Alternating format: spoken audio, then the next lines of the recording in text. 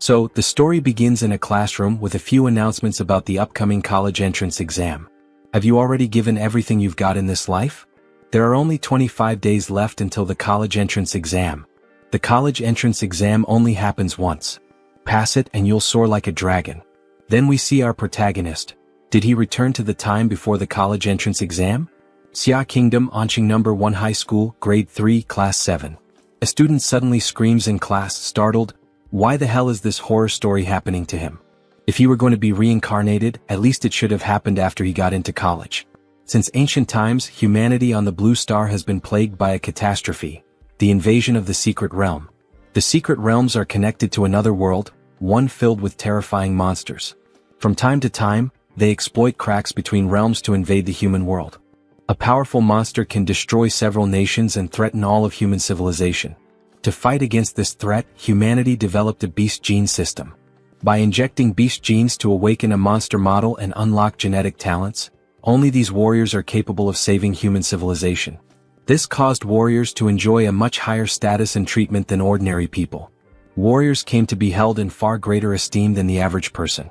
The entire Blue Star entered an era where martial strength is everything. Everything else is secondary, only martial cultivation stands above all. Then the system begins to issue a few notifications. Complete world traversal introduction. Traversing host body, Ehe. Now implanting memories, Ehe, a high school student. Look, that trashy, he is having another nightmare again, haha. That kind of loser still wants to try to get into college? All the students start bullying him. Why doesn't that loser just drop out and go home, live out his life as some damn ordinary worker until he dies? Of course, like every protagonist story, he's a victim of bullying by some bitch. It seems the original owner of this body didn't have a good reputation in the class. Since his parents had an accident in the second year which caused him to lose focus on both training and studies, his grades, once decent, plummeted and dragged down the class average. So that's what happened. What is he looking at? This is martial arts class. Is he trying to pick a fight? What was he even looking at? He was just lost in thought, damn it. He didn't study properly and now he's the one suffering for it. He ended up inheriting this unpopular, humiliating life. How tragic. Then the teacher arrives. Students, are you ready? Today we'll begin injecting the genetic modification serum. Have some confidence in yourselves. These past 3 years of building your body and mind, training every day, it was all for this day. For those who aren't taking this seriously, please do. This could change your life. That should be a joke. It's not like he isn't worried or that he's being careless, but panicking now wouldn't change anything. Ehe. And still, since he's inherited the role of the original guy here, he'll do everything right and clean up the mess he was left with. Anqing Number 1 High School, Gene Injection Hall. What do you think will happen? Do you think he can awaken? Maybe a level 3 mountain splitter or a level 4 sea bridge dragon. He bets it'll be a level 1 butt beast, ha. Then we see a high-tech suitcase filled with several capsules. This is the Gene Awakening Serum. It contains the primordial genes of every magical beast ever recorded by human warriors. After injection, the body will absorb one at random and awaken it. Normally, the stronger your physical body, the stronger the gene you will awaken. Don't be so nervous, students. Once the serum is injected, just stay calm and embrace the emergence of power. Those whose names are called, come up here to receive the serum. Chen Pengfei. Miao Yunhua. Several students start receiving the serum and undergoing mutations. All of them begin acting strangely after the injection. It seems this won't be easy. Whatever, he's curious about the result, so he quickly injects it into his own neck. However, as time passes, nothing happens to his body. It looks like nothing really changed after he injected the serum. Maybe he received a fake dose. Look. He wasn't able to awaken any powers in the end. A warrior who doesn't awaken is like a bird without wings. Isn't he completely doomed now? There's no need for him to become a warrior anymore.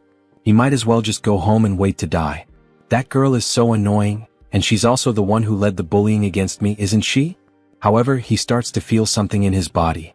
That feeling. Then a system notification appears. Acquired, infinite monster template. Postihi. Overall physique. Martial skills. The 9th student basic chi technique, blocking palm iron body technique.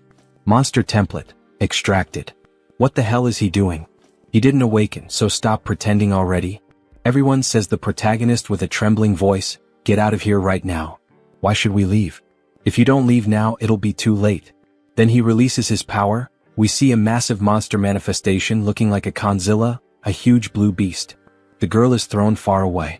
What kind of overwhelming power is this? That aura, no one can endure it. Who awakened this kind of power? Why is he throwing up? The students start talking among themselves, while others watch from farther away. So there really is someone stronger than him who just awakened. A-rank template, Mad Flame, Demola. Bloodline abilities, Scorching Breath. Advanced form, Flame Lord, Demola. Unlocks when template compatibility reaches 100%. Current compatibility, 3%. An A-rank template.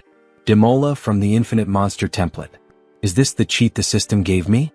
Wait, that sinister aura just now came from that loser? He instinctively used his aura to blast everyone nearby. Even Wang Xing was knocked out. She had awakened a second-level magical beast, the Flaming Claw Scorpion. What kind of template did he just get? Apologies for what just happened. He ended up making a bit of a scene during his awakening. He did warn the others to move away, but they didn't listen. Then an announcement comes through the loudspeaker. All third-year students who have awakened must now proceed to the testing building to examine what kind of magical beast gene you've awakened and to test your martial arts level. All students. Genetic Advancement Detection Device. It can test both the magical beast gene and the individual's martial level. Li Xinyuan from our class awakened a third-level magical beast bloodline, the Rapid Spine Insect. He was really lucky. He used to be just average in our class before the awakening. Now he's number 1. Strong bloodlines really are unfair. Chu Zhou truly lives up to his title as the top student in the grade. He's not only a level 9 martial apprentice, but also awakened a high-tier bloodline among the third-level types, the Ice Demon Dragon. This time the champion of Anqing City has to be him. Did you see that Miss Lu, who is also a level 9 martial apprentice, awakened too? Damn. A rare 4th stage bloodline, a lesser sparrow. The highest scorer in the province. If a 4th stage bloodline beast appeared in its true form, it could destroy most of a city.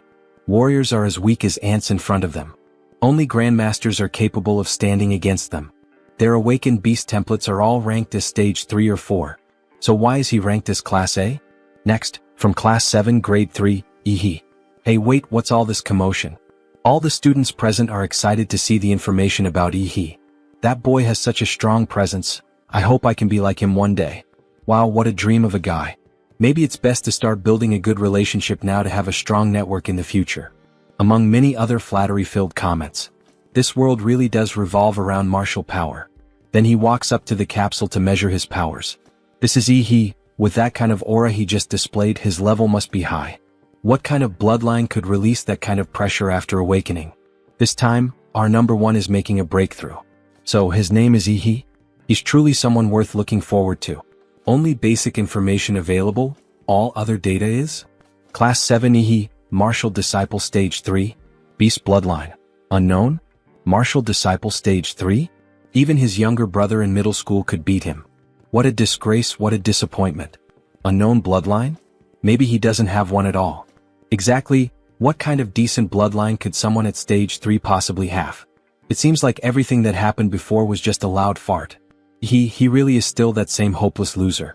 As expected, the template wasn't detected, but that triggered the Infinite Monster template prompt. Infinite Monster template upgrade guide. Can be done by completing quests or increasing your reputation. You can get additional monster templates by completing quests or increasing your reputation. Current number of draws, 0. His rank template might be different from everyone else's, which means, as long as he meets the conditions, he can extract monster templates infinitely? Then he will become the king of monsters. What? You want to take a break to study at home and come back for the college entrance exam? Do you really think anyone will believe you're actually going to study at home? Teacher, he truly wants to improve. He knows he's fallen far behind, and now he needs to go through special training. If he follows the same pace as everyone else, there won't be any hope for him. You know this. If you want to become a warrior, the only path is through college. He knows he has awakened a bloodline, but his foundation is still too weak.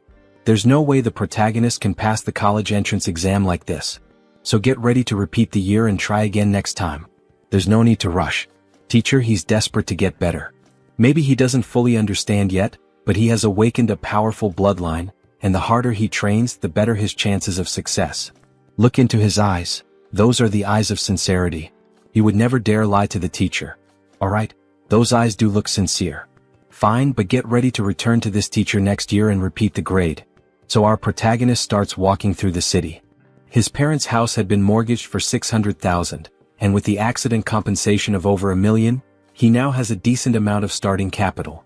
To improve his power right now, he has two options. One is to level up as a warrior, and the other is to increase the contract rate with the Timora template. According to the data from the Infinite Monster template, each template begins with just one compatibility point, but Timora clearly has 3 compatibility points. Where did the other 2 come from? There's only one answer. The Timora template absorbed the power from the Genetic Awakening Serum and gained 2 compatibility points. This shows that gene-related serums in this world can enhance your template's abilities. Rather than training to death like a regular warrior, spending money to raise his template's compatibility is more suitable for him. He needs to hurry and buy gene enhancement serums. Then, as he swipes his student card at the terminal, he's startled by something. Everyone around him is radiating monster-like auras. Everyone here has awakened their bloodlines. After awakening the ability of the Mad Flame Demora template, he gained a unique sensory skill, the Life Magnetic Field. Demora can sense the life signals of all nearby creatures through the release of his vital magnetic field. He can easily feel the chi of warriors in their boiling blood, as if there were furnaces burning inside them, along with the beastly roars echoing through their bloodlines. Warriors, monsters, he feels them all. He can't suppress the urge to fight that rises within him. After all, the Mad Demora is the king of beasts in his own world, destined to conquer all life on the planet. Unfortunately for now, he's still just a rookie. For the time being, he can only suppress Demora's combat instincts. But when he becomes stronger, he'll show the world what it truly means to be the king of beasts. However, someone taps him on the back. "Hey kid." An impressive girl stands there. "Don't go around staring at people so casually." "Apologies, miss, if he was looking strange." "It's alright, this guy probably just awakened his monster gene. Not being able to control his power yet is normal. So, what brings you to the Warrior Center?" "Well, he's here to buy genetic medicine, but this place is so big he can't find his way around. Could you help him locate a store that sells it?" "Genetic medicine? You're already going down that path at your age? What do you mean, is there something wrong with that?" "Not exactly. It's just that genetic medicine isn't cheap, and it can easily lead to resistance, making it less effective over time. If you want to maximize its effect, warriors usually wait until their bloodline reaches a bottleneck before using it." "Sister, how much does a gene potion cost?" "At his current stage, he can only use the beginner-type solid potion, and that costs around 400,000. Damn, is it really that expensive? Even if he used all his money, he wouldn't be able to buy 5 of those injections. So, sister, would you happen to know anyone around here who could offer him a discount? How about taking her business card? 4th-rank martial artist Huang Healy. With the referral of a veteran warrior, he might be able to get a discount. Thank you very much. See you around if fate allows it, young man." Alright then, next is Warrior Hospital. Welcome. Weapon shop, such insane spending. Then, in a random rented apartment, we see the protagonist transforming into something else, surrounded by syringes scattered on the floor. It looks like he's actually taking a different kind of stuff, bombs to bulk up, haha. We see a system notification informing that his compatibility has increased to 7%. Another notification window shows, general stats, 8 to 10, 10 to 15, weapon classification, 7. This is how it feels to level up for sure. But with each dose of gene potion, his physique improved. On the last one, it only increased a little. It seems that as his body grows stronger, it becomes harder and harder to trigger new base mutations. Still, it wasn't bad at all. In just a few minutes, he achieved results that would normally take others 3 years of hard work to reach. And that's only using his basic physical stats. If he activates the power of Daimola's bloodline, he might actually have a real shot at becoming the top scorer in the entrance exam. If a cheat mode can't beat the geniuses, then it's just not much of a cheat. Departure into the Secret Realm. Secret Realm rifts are ranked from S to E. Higher ranks mean stronger beasts enter through them. The beasts from S-rank realms are completely uncontrollable by humans. If they were to invade the real world, it would be an apocalyptic disaster. So the protagonist heads into an E-rank realm. There are fewer people here than he expected. Maybe it's because this secret realm has been around for a long time. After all, it's an old realm, and all the treasures it once held have already been taken. What's left now are just a few weak beasts for novice warriors to train against. Hello, he booked a ticket for Secret Realm number 3. Sing the renunciation of death. This is your passage. So this is the gateway to a secret realm, a huge blue portal. This is the beginning of his story, how he will become the king of beasts, of monsters, and here we go. He steps through the portal as if diving into the ocean. Then he lands on solid ground. In the sky we see several stars, one resembling Earth called Kanglin, another smaller and reddish, named Anwei, and a yellow one that looks like the sun called Taijin. Even though he had seen the appearance of the secret realm in textbooks, nothing compares to seeing it in person. It's truly magnificent. He can even see the starry sky above. However, a rabbit is stalking him. First-class beast, Bladefang rabbit. It tries to attack the protagonist while he's distracted by the stars, but he quickly grabs the rabbit by the neck. Foolish creature, did it really think he couldn't sense its presence? Then we see that the magnetic field ability is active. He crushes the rabbit's head with his bare hands. The magic core of the Bladefang rabbit is white, of average quality, likely worth around 1,000 yuan. But he earned 1,000 yuan just a few minutes after entering. That's incredibly efficient. Ordinary people work themselves to death for an entire month and only earn around 3 to 4,000. But collecting so many low-rank beast cores is pointless. He wants to find at least a rank 2 creature. Then a monster of that kind shows up. Second-class beast, corpse demon insect. Speak of the devil. Then he begins to fight, slashing at the monster. He had studied the monster encyclopedia. Compared to the steel-like shell on its back, the soft armor on the abdomen of the corpse demon insect is clearly easier to pierce. However, the monster starts spinning rapidly, so he decides to use a martial arts technique, hyper beam, appearing like a blue laser. But the monster quickly counterattacks.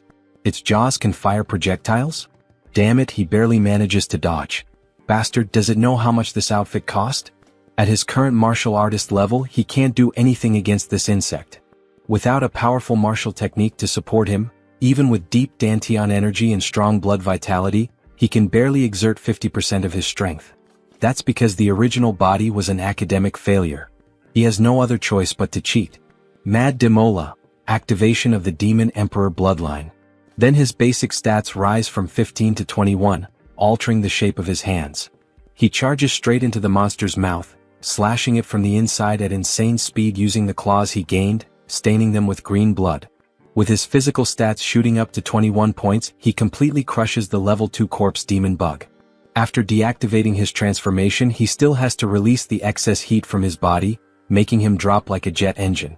The short sword he just bought was corroded by the corpse demon bug's venom. A 250,000 yuan weapon can't even handle a level 2 monster? What a letdown. The quality control is terrible. Was the energy consumption from his first monster hunt too high? He's starving and didn't bring any food. Then he starts to smell something incredibly delicious. What is this fragrance? It's a magic core. The core from the corpse demon bug is green grade, and it even seems to emit a tempting aroma. Could he possibly? Screw it, who cares? So he decides to swallow the magic core, and the system issues a new notification. Monster model, Mad Demola, Demon Emperor. Compatibility increases from 7% to 7.3%. His compatibility went up just by consuming the monster's core. He had spent millions on genetic potions, and they only raised his compatibility by 1%. But with just a single green magic core, it increased by 0.3%. 3 or 4 of those would be worth an entire potion. Then the white grade magic cores from the Bladefang rabbits should increase compatibility by at least 1%. Damn.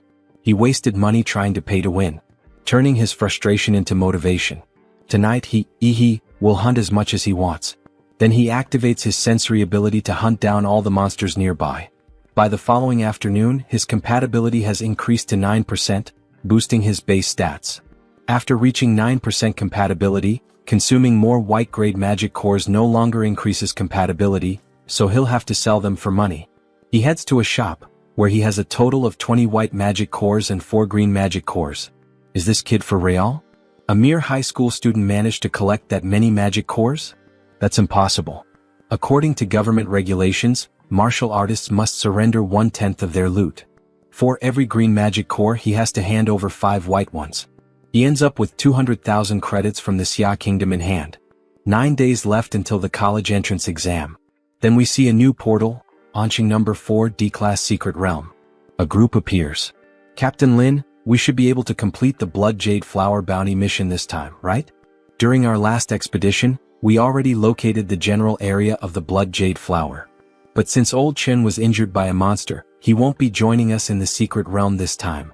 So that means they only have 5 people? Yes, and according to the local rules, at least 6 people are required to enter a D-class secret realm. Don't worry, he hired an agency to introduce a new martial artist to our team. Then we see the team leader, Tier 2 martial artist Lin He. So that guy is a level 9 martial disciple named Dadslaw. That's right. Since he's still a student and not qualified to enter a D-class secret realm, he had to use an illegal agency to create a fake identity and join the team. It cost him 100,000 credits. What a ripoff. Dadslaw, that name sounds a bit weird. He had no choice because if he used his real name, it would violate copyright laws. Forget it, it's just some random codename anyway. With his strength as a level 9 martial disciple, he really isn't suited for a D-class secret realm. Our team will let him observe and learn, but he better not hold us back or get in the way. Alright, no problem. Clarifying roles before the mission? That's actually pretty reliable. Better than being tricked halfway through the operation. All set, let's go. We have to find the blood jade flower this time. According to the tracker, the blood jade flower is located in an oasis up ahead. It's guarded by a level 2 monster with a general grade bloodline. This place used to be a tropical forest, but now it's a desert. It seems like the secret realms aren't connected to just one world. Captain, it's the Earth Demon Rats. They've locked onto us. But take care of them. Understood. Then he throws several throwing knives infused with a black aura, hitting the monsters and causing them to explode mid-air as the team continues moving forward. Eliminated. By channeling martial energy into the throwing darts, they explode like bombs on impact. That guy is ruthless and barely says a word. They keep heading toward their destination. Why aren't we driving? There's still a long way to the oasis. Because the monsters near the oasis are extremely sensitive. The sound of the car wheels would immediately put them on high alert. Assign the roles as we walk. Xiao Xia, throw the stun grenade later to lure out the scouts. Xiao Wu and Hood, you two prepare the traps. Old Lu, provide suppressive fire. The leader will take care of the front line. And he's just watching. Alright then. Then they begin their mission. The stun grenade contains pheromones from high-level monsters, causing some beasts to believe their territory is being invaded, which will lure them in. A Tier 2 monster, an Earth Dragon, appears. The new guy is warned to be careful, the monster is coming. However, we then see an unusual scene. A bald man licking a dagger, one that looks like the kind Hood used earlier against the enemies. The team continues fighting, even managing to sever the Tier 2 monster's head. Captain Lin, the Earth Dragon is dead, let's keep moving forward. However, just as Captain Lin is talking, the monster raises its arm, ready to strike him. But our protagonist is already prepared to save him. He swats the monster's hand away and fires a Kamehameha-like blast into the monster's back. He's just a martial novice, yet he has the power to shake a Tier 2 team. What a powerful punch. His heavy, mountain-crushing fist brought it down. He killed a Tier 2 magical beast. Nothing too special. Thanks for saving the captain, now they're comrades. After walking for quite some time, they finally arrive. Captain Lin, the Earth Dragons have been taken down. This time, we also collected the Earth Dragon's soul essence. A great harvest. That red, shiny thing is really worth that much? It just looks like a big fruit. Of course it is valuable, it can greatly enhance the model. This time was a close call, but he knew they would be able to defeat the dragon and find the blood. Suddenly, no need to think about that now, Captain Lin. Hood stabs him from behind. Captain Lin. The girl screams. What the hell is happening here? What the hell did he do to the captain? Doing what? Isn't it obvious? Clearly he's doing it to get rich. Does anyone know this bald guy? Huapeng robs martial artists of the loot they find in the dungeons. He's watching us now, that bastard. His blade is poisoned. Uda, he's a traitor. How did you know about this place? Even your teammate only found out about the location of the blood jade flowers after entering the dungeon. It was those knives, he incorporated the information into it by using magic. He's very clever, hee. He suggests he goes back to school, the college entrance exams are coming up. Instead, he's walking hand in hand with death. Yes, the exams are coming up and there's a top scorer's title waiting for him. Fucking arrogant, so he throws a dagger, his disgusting bald freak barking in front of me is true arrogance. So loud. Time to take out the trash. Huapeng. This kid is kind of interesting. Uda, kill this boy and bring me his head. Yes, sir. Then he throws several explosive daggers. He surrounds himself with a shield to block the attacks. Be careful, Huda vanished from sight. Look up, he's up there. Martial technique, mountain splitter. Perfect opportunity to test his new ability, looking a bit like Piccolo from Dragon Ball. He channels energy into his forehead and releases a powerful beam from his hand, piercing straight through the enemy. Just one move was enough to take the enemy down. Is he really just a novice martial artist? He even cracks a joke mimicking cowboys. Genetic technique. What great family is he from? Family? He's from the manhwa clan. Is he planning to beg for mercy now? Brat. Even with a genetic technique, he still can't bridge that massive martial gap. Then the bald man begins to transform into something monstrous like a bear. Bloodline activation. Black bear tyrant of terror. Martial technique. Peak shaker. He charges forward at Ihi with great speed. Alright, first his leg. Ihi fires another burst of energy, managing to dodge the incoming attack. Second-tier martial artists really are incredible. His atomic breath couldn't even melt the ankle bone. After dodging yet another direct attack, he quickly launches himself into the air. He taunts the bald man. Already done? Now it's his turn. He begins to emit blue lightning from his hands. Fused core, mountain-crushing fist. He starts unleashing a flurry of rapid punches at the bald man, not even giving him time to breathe. A classic muda attack like in JoJo. The enemy falls to the ground, his body completely battered. Wow, he's seriously powerful. The group is left in disbelief at what they've just witnessed. In truth, he has a genetic technique that emits toxic gas, which is despicable. A wicked martial artist like him will definitely face punishment. He curses him.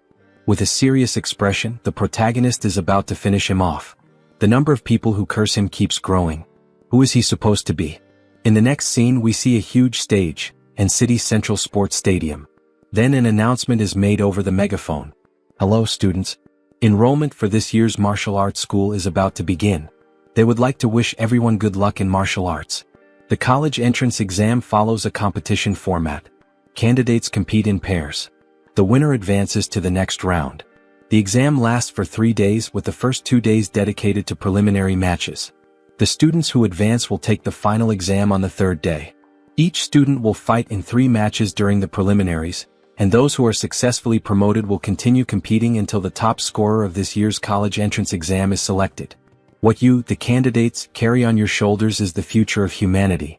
Therefore, please show your true potential during this exam, not only for yourself but for the sake of humanity. I now announce that the advanced exams of Incite have officially begun. We then see several battles taking place at the same time, with different people and various powers. However, something unusual is happening at Arena 6. The audition for ring number 6 seems to have encountered a problem, as one of the candidates has not yet arrived. Upon checking, the 2 competitors listed are Huang Tongtong and Yi He, both from Incite No. 1 High School. Only Huang Tongtong is currently in the ring. According to the rules, if the fighter Yi He does not appear once the match begins, he will be considered to have forfeited. Being ridiculed during the genetic conference was the most humiliating moment of her life. She thought she could use her fire lizard to humiliate Yi He this time. But that kid didn't even dare step foot into the arena? How boring. What a coward. Is he too scared to even show up for the college entrance exam? He must be trembling in his bed at home, haha. A coward like that shouldn't even be in high school, he should just be sweeping the streets. Alright, time's up.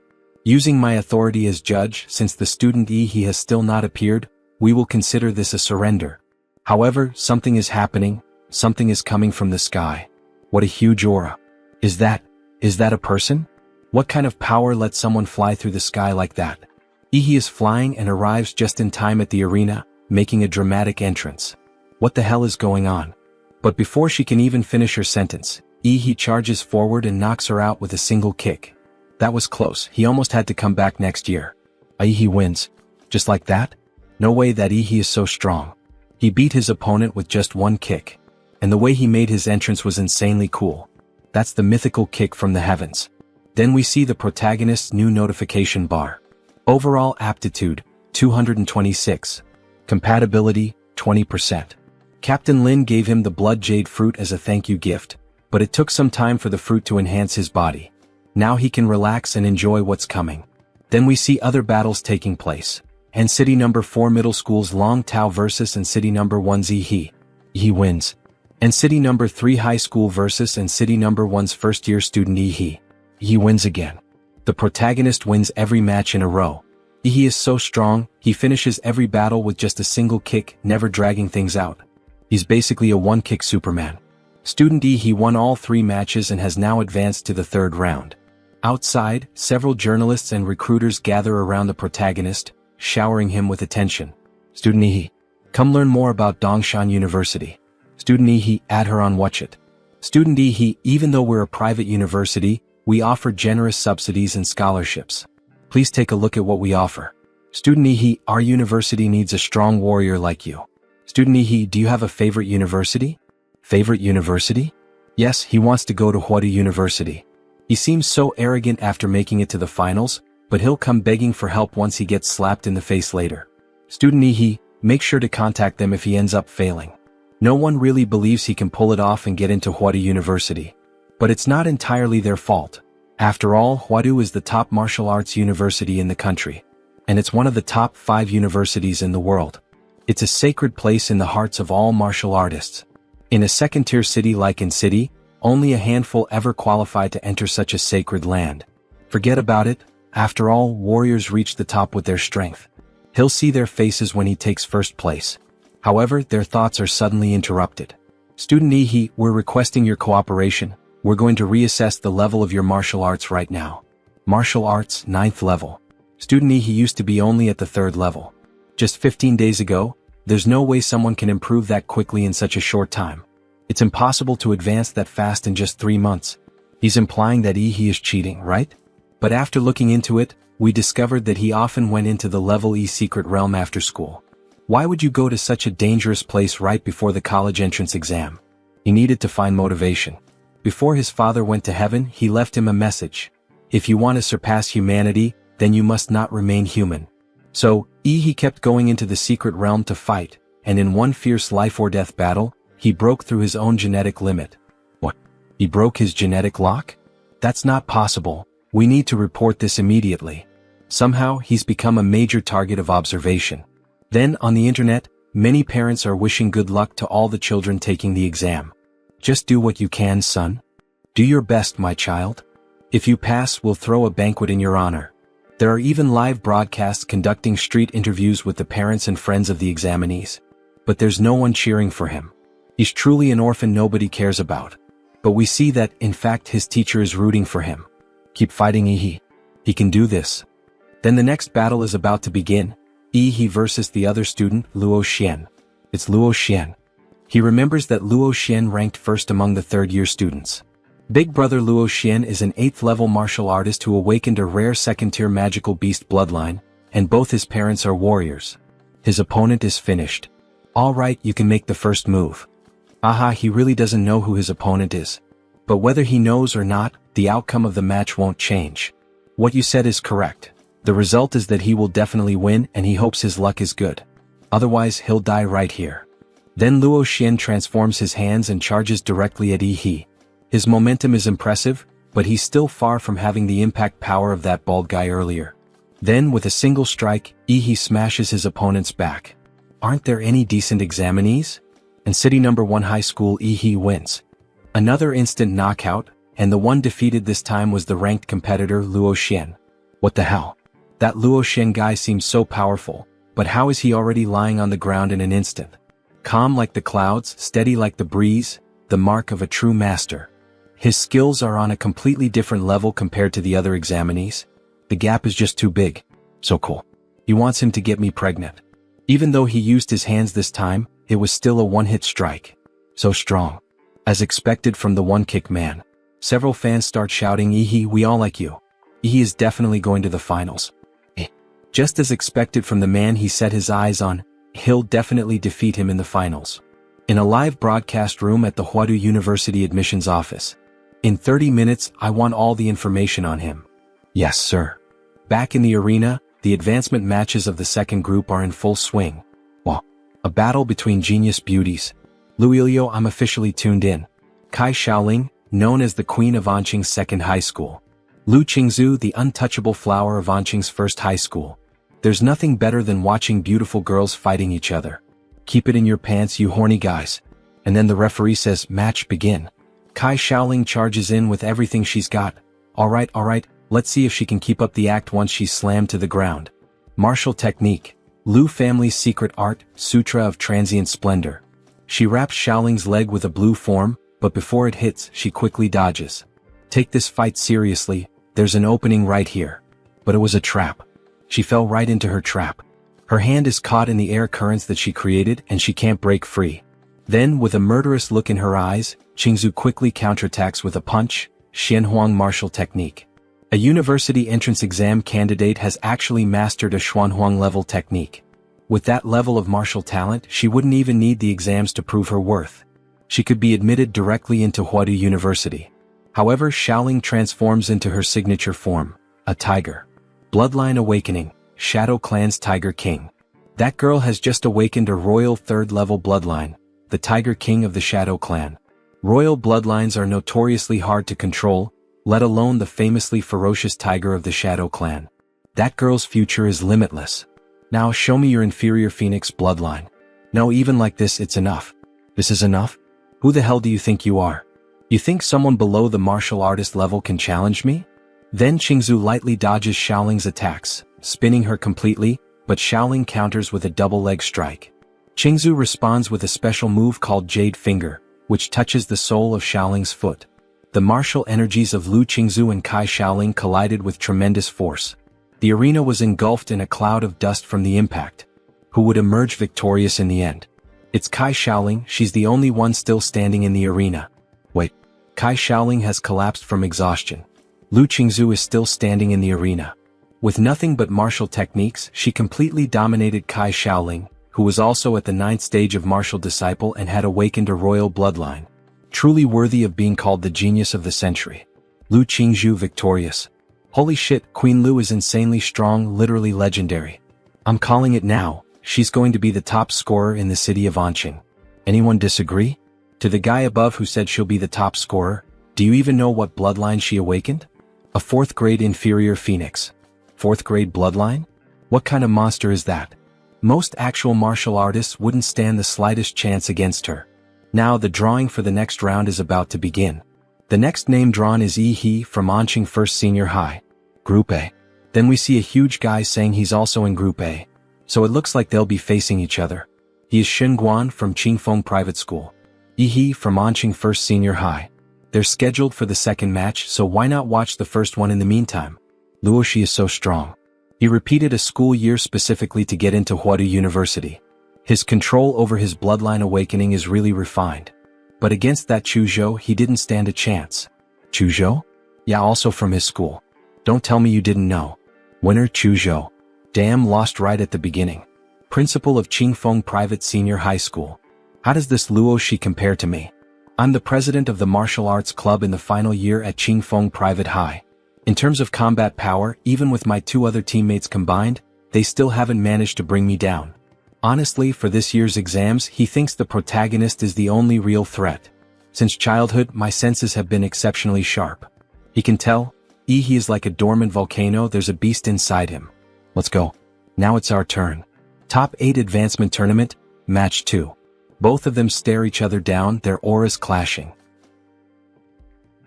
So with that, Yi He and Sun Guan faced off in the arena. The host announced the second match of the top 8 qualifiers.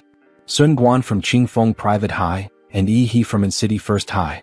As the competition to advance from the top 8 to the final 4 in In-City's college entrance exams reached its peak, Sun Guan's fist collided with Yi He's in an explosive impact that sent debris flying. The solid platform beneath them cracked apart and exploded, forming a massive, deep crater with a thunderous boom. The sound pierced the audience's ears, and the shockwave distorted their vision. Sun Guan sneered, thrilled the moment he managed to meet his attack with strength equal to, or maybe even greater than, his own. Though blood streamed from his nose, there was no trace of anger on his face, only pure excitement. He had finally found an opponent who could match his power, and it thrilled him to his core. He quickly realized the nosebleed must be a result of Yi He's bloodline ability, a mysterious power that could directly target and destroy an opponent's cells. But it didn't matter, he already knew how to deal with this kind of minor obstacle. He narrowed his eyes at Yi He, calculating. Using his martial energy, Sun Guan formed a protective barrier around his body, shielding himself from Yi He's nuclear radiation. His eyes gleamed with appreciation as he praised Yi He's martial technique. It was truly impressive. Yi He was a real monster, not someone to take lightly. In that case, he'd respond with martial arts passed down through generations of the Sun family. Sun Quan activated his family's technique, the shape wolf fist, following it up immediately with the deer peak strike. Swift and lethal like a venomous snake, with a piercing force rivaling a stag's antlers, his double fists moved like lightning. He was caught off guard, unable to dodge, his body momentarily frozen. The twin blows broke through Ihi's defense and landed squarely in his lower abdomen. He staggered back, clutching his stomach in pain, and spat out a mouthful of fresh blood. Ihi, once known as the one-kick Superman, had just taken a real hit for the first time. But before he could even catch his breath, Sun Quan was already charging at him with another powerful technique, the bear crash. Sun Quan's attacks weren't just physical. He had fused his martial energy into his body, which amplified the damage he dealt. And it certainly didn't help that all of Ihi's previous opponents had been weak, completely outclassed. They had no real combat experience and clearly neither did he. Ihi lifted his arms to block the incoming strike, but was caught off guard when Sun Quan's arms suddenly extended and became flexible, wrapping tightly around him and pulling him into a crushing hold. He had only been half right about Sun Quan's martial art. Sun Quan could not only inject martial energy into his own body, but also use it to suppress Ihi's, temporarily locking his ability to use any martial arts. Then without pause, Sun Quan unleashed the A-Pearl technique, slamming Ihi through the air and sending him crashing across the arena.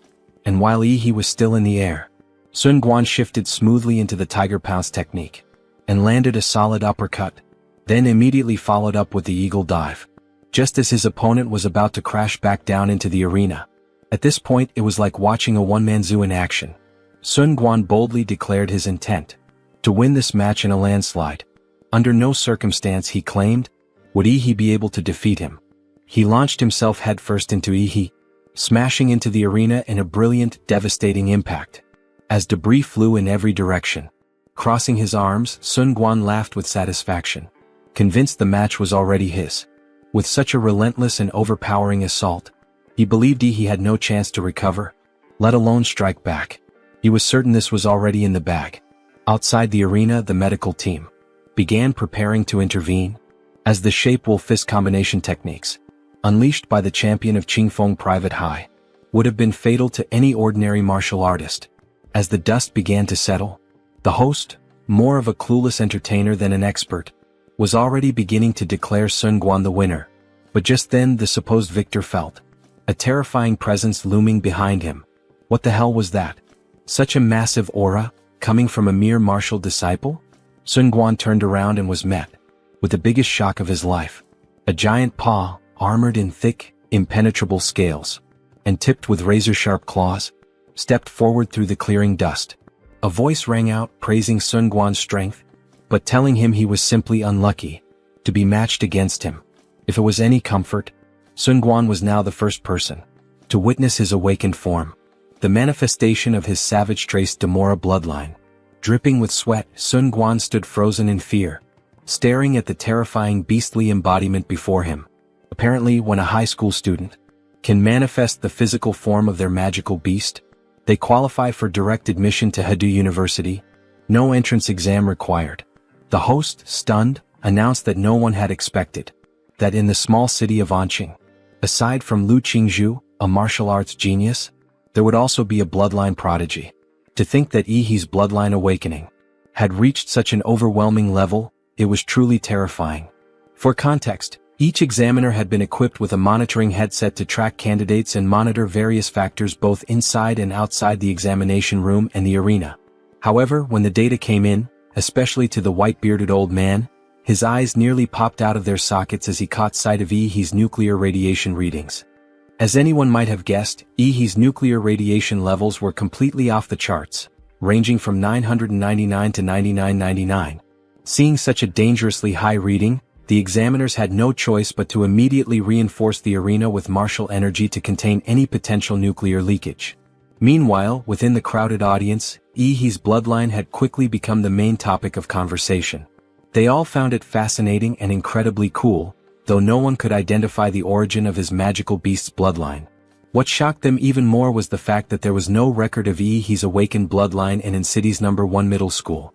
How could someone so powerful, a monster of this level, have remained completely unknown. Strangely enough, he heard every word of the discussion thanks to his heightened senses, and he wasn't surprised in the slightest. After all, it made sense. There didn't seem to be any other creature like Demora on the entire planet of Blue Star, so it wasn't surprising that no one had ever heard of it before. Back to Sun Quan, he was now experiencing another nosebleed. It had become clear that the martial energy shielding his body was no longer strong enough to block Yi's nuclear radiation. Realizing that he couldn't afford to let this fight drag on any longer, Sun Quan decided to bring it to an end. He activated his own bloodline awakening, the Golden Star Ape Demon. His body became encased in martial energy, significantly boosting his physique and overall attributes. He even increased in size. He then unleashed his formal fist technique, the Snake Strike, and launched a full-on offensive. Yi, seeing the incoming strike, countered with a devastating move of his own, a terrifying and clearly powerful technique, the Mountain Arresting Fist. From an objective standpoint, it looked like an upgraded version of Hyper Beam. Sun Quan's entire left arm had been disabled, and if he hadn't managed to release the force of the attack just in time, his entire arm would have been shattered beyond any hope of recovery. He now realized how much of a scene he had made earlier, boasting without ever having gone all out. Now that he finally had, it felt like a slap in the face. As for Yi, this guy was completely immersed in the fight, so much so that he had abandoned any restraint he might have had. He stood over a clearly dominated Sun Quan, acknowledging that he was impressive, but this was the end of the road for him. The current outcome, he made clear, could no longer be changed. Witnessing the activation of Sun Quan's bloodline, the host announced with excitement that in the second match of this year's top 8 to Final 4 round of the college entrance exams, a third-order king bloodline had appeared, and his opponent, someone wielding an unknown and incredibly powerful magical beast bloodline, made this a truly rare and remarkable battle. Sun Quan steadied himself, assuming a stance and forcing calm into his thoughts. He needed to evaluate the situation rationally. Now that Yi's bloodline had awakened, his strength was beyond comprehension. A direct confrontation was no longer viable, especially since Sun Quan could no longer suppress his martial energy effectively. His only option now was to retreat strategically, and wait for a chance to counterattack once an opening appeared. On the other side, Yi launched into a rapid charge toward him, warning the larger fighter not to lose focus. But as soon as Yi closed the distance, Sun Quan made a tactical retreat. At the same time, he activated his formal fist technique, the Snake Strike. His arm extended, becoming flexible and fluid like a snake, wrapping tightly around Yi's left hand. With his left hand momentarily restrained, Yi was caught off guard for just a split second, a distraction that gave Sun Quan the narrow opening he needed. Seizing the moment, Sun Quan swiftly maneuvered behind him. He noted that Yi hadn't been able to shake him off as expected, but in truth, his goal had been to reposition himself from the beginning. Now that he had the angle, Sun Quan leaped high into the air, and came crashing down on Yi, with a force that felt like the weight of 1,000 tons. The sheer pressure of the attack would have completely immobilized any other candidate, but Yi managed to evade the bone-crushing stomp with ease. Once again, Sun Quan executed a tactical retreat, springing back in 2 massive leaps. The moment his attack failed to land, he believed he had created enough distance between them, but when he looked up, he was startled to see Yi calmly watching him the entire time, arms folded across his chest. Then, with a sudden burst of power, Yi released his terrifying aura, and declared that it was now his turn to go on the offensive. The instant he raised his right foot, he appeared in front of Sun Quan, unleashing yet another devastating mountain-arresting fist. But just as the attack was about to land, Sun Quan unexpectedly dropped to his knees, and admitted defeat. He surrendered respectfully, leaving Yi momentarily speechless. He hadn't expected this outcome at all. He'd been fully fired up, ready to launch into his next move. But Sun Quan was giving up now. What was he supposed to do now that he was all fired up? Damn, this was seriously uncomfortable. Letting out a heavy sigh, he exhaled a fiery breath, muttering that holding back all this energy was making him feel unbelievably stifled. Still, rules were rules. Once one party surrenders, the other loses the right to continue the fight. The host officially declared Yi as the winner, and the crowd erupted, cheering like crazed fans, shouting that he was incredible, that he was cool. Meanwhile, on nearly every media platform, Yi and Sun Guan's match had become the top trending topic. Sun Guan, now the subject of ridicule, was being humiliated as fans compared his confident attitude before the match with his surrender afterward. At the same time, Yi's popularity skyrocketed. His fan base exploded overnight, with supporters creating a dedicated chat group, where full videos of his entrance exam matches were shared and discussed. They unanimously declared Big Brother Yi the guaranteed top scorer of this year's college entrance exams. And according to them, not even Chu Zhou or Lu Qingzhu would be a match for him. Elsewhere, the principal of Qingfeng Private High was trembling with barely contained fury. He had pinned all his remaining hopes on Sun Guan after Lu Asha's earlier loss, so when Sun Guan finally appeared, he wasted no time expressing his anger. How could Sun Guan admit defeat? Did he have any idea how much money had been invested in his training? Ungrateful bastard. If he didn't pay back every last cent, he shouldn't even think about stepping foot in a college. Sun Guan, unfazed, calmly walked over to the principal and placed his injured hand on the man's shoulder.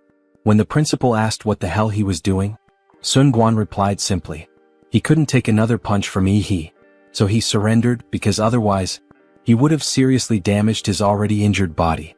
And what was the principal planning to take that punch for him? As for the so-called kindness that Qingfeng Private High had shown him over the years, he said he would repay it gradually in due time. But the principal should kindly refrain from threatening a warrior who was far stronger than him. That subtle threat shut the fat old bastard up real quick. Sweating bullets and trembling with fear, he reluctantly admitted that Sun Guan had a point. Anyway, after such a fierce and intense competition, the top 4 contenders in this year's college entrance exams were finally decided. They were Yi, Lu Qingzhu, Chu Zhou, and some random nobody no one really cared about. Meanwhile, the principal of Incity's No. 1 middle school was floating on cloud 9, fanning himself with the smug satisfaction of a creepy old bastard. He remarked that old Lu had worked hard for the school over the years, and that it was finally time for him to get a promotion. The draw for the semifinals then took place, and Yi drew the first slot yet again. Unexpectedly, Lu Qingzhu also pulled the other first slot, which meant the two would be facing off on the other side of the bracket. Chu Zhou was matched up against the forgettable unknown. This made the first match of the college entrance exam semifinals, an internal battle between two powerhouses from Incity's No. 1 middle school. It was quickly dubbed the strongest showdown in the entire history of Incity's entrance exams, the most highly anticipated match since the very beginning of the competition. The crowd was hyped. It was Goddess Lu versus the so-called one-punch Superman. A large portion of the fanbase was convinced that Goddess Lu had the upper hand. Apparently, reports suggested she had mastered 2 mysterious royal-level martial arts techniques. She used these to easily crush Kai Shaoling, who had a third-order king bloodline. Even more impressively, she had awakened her 4th-level Netherbird bloodline, though this had yet to be publicly revealed. On the other hand, while Sun Guan also possessed a third-order king bloodline, it was only after his intense fight that Yi was forced to awaken his own bloodline.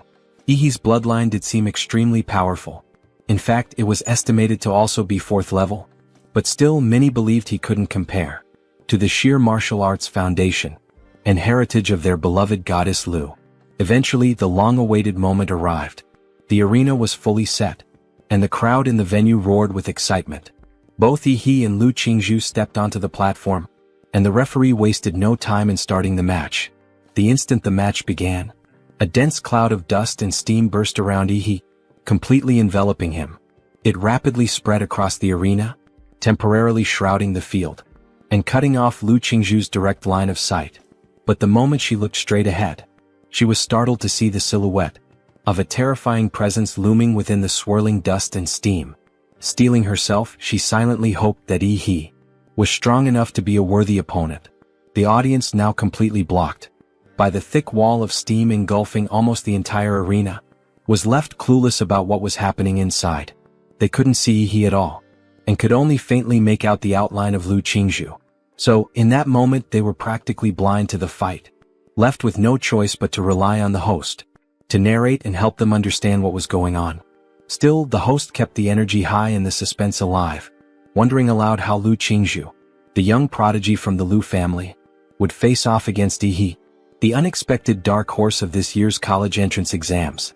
With this much steam flooding the arena, could it be that he had undergone another bloodline awakening? They could only wait and see. But apparently, he hadn't awakened anything new. Instead, he had immediately entered his blood awakening state, burning off enough energy to create all that dense steam. The purpose was clear: to block Lu Qingzhu's vision, and buy himself a bit more time, to analyze his next move more thoroughly. Besides, he knew full well that Lu Qingzhu wasn't likely to make the first move, so this stalling tactic worked perfectly in his favor. He had carefully studied the battle footage from her previous match with Kai Shaoling, and crafted his strategy based on what he observed.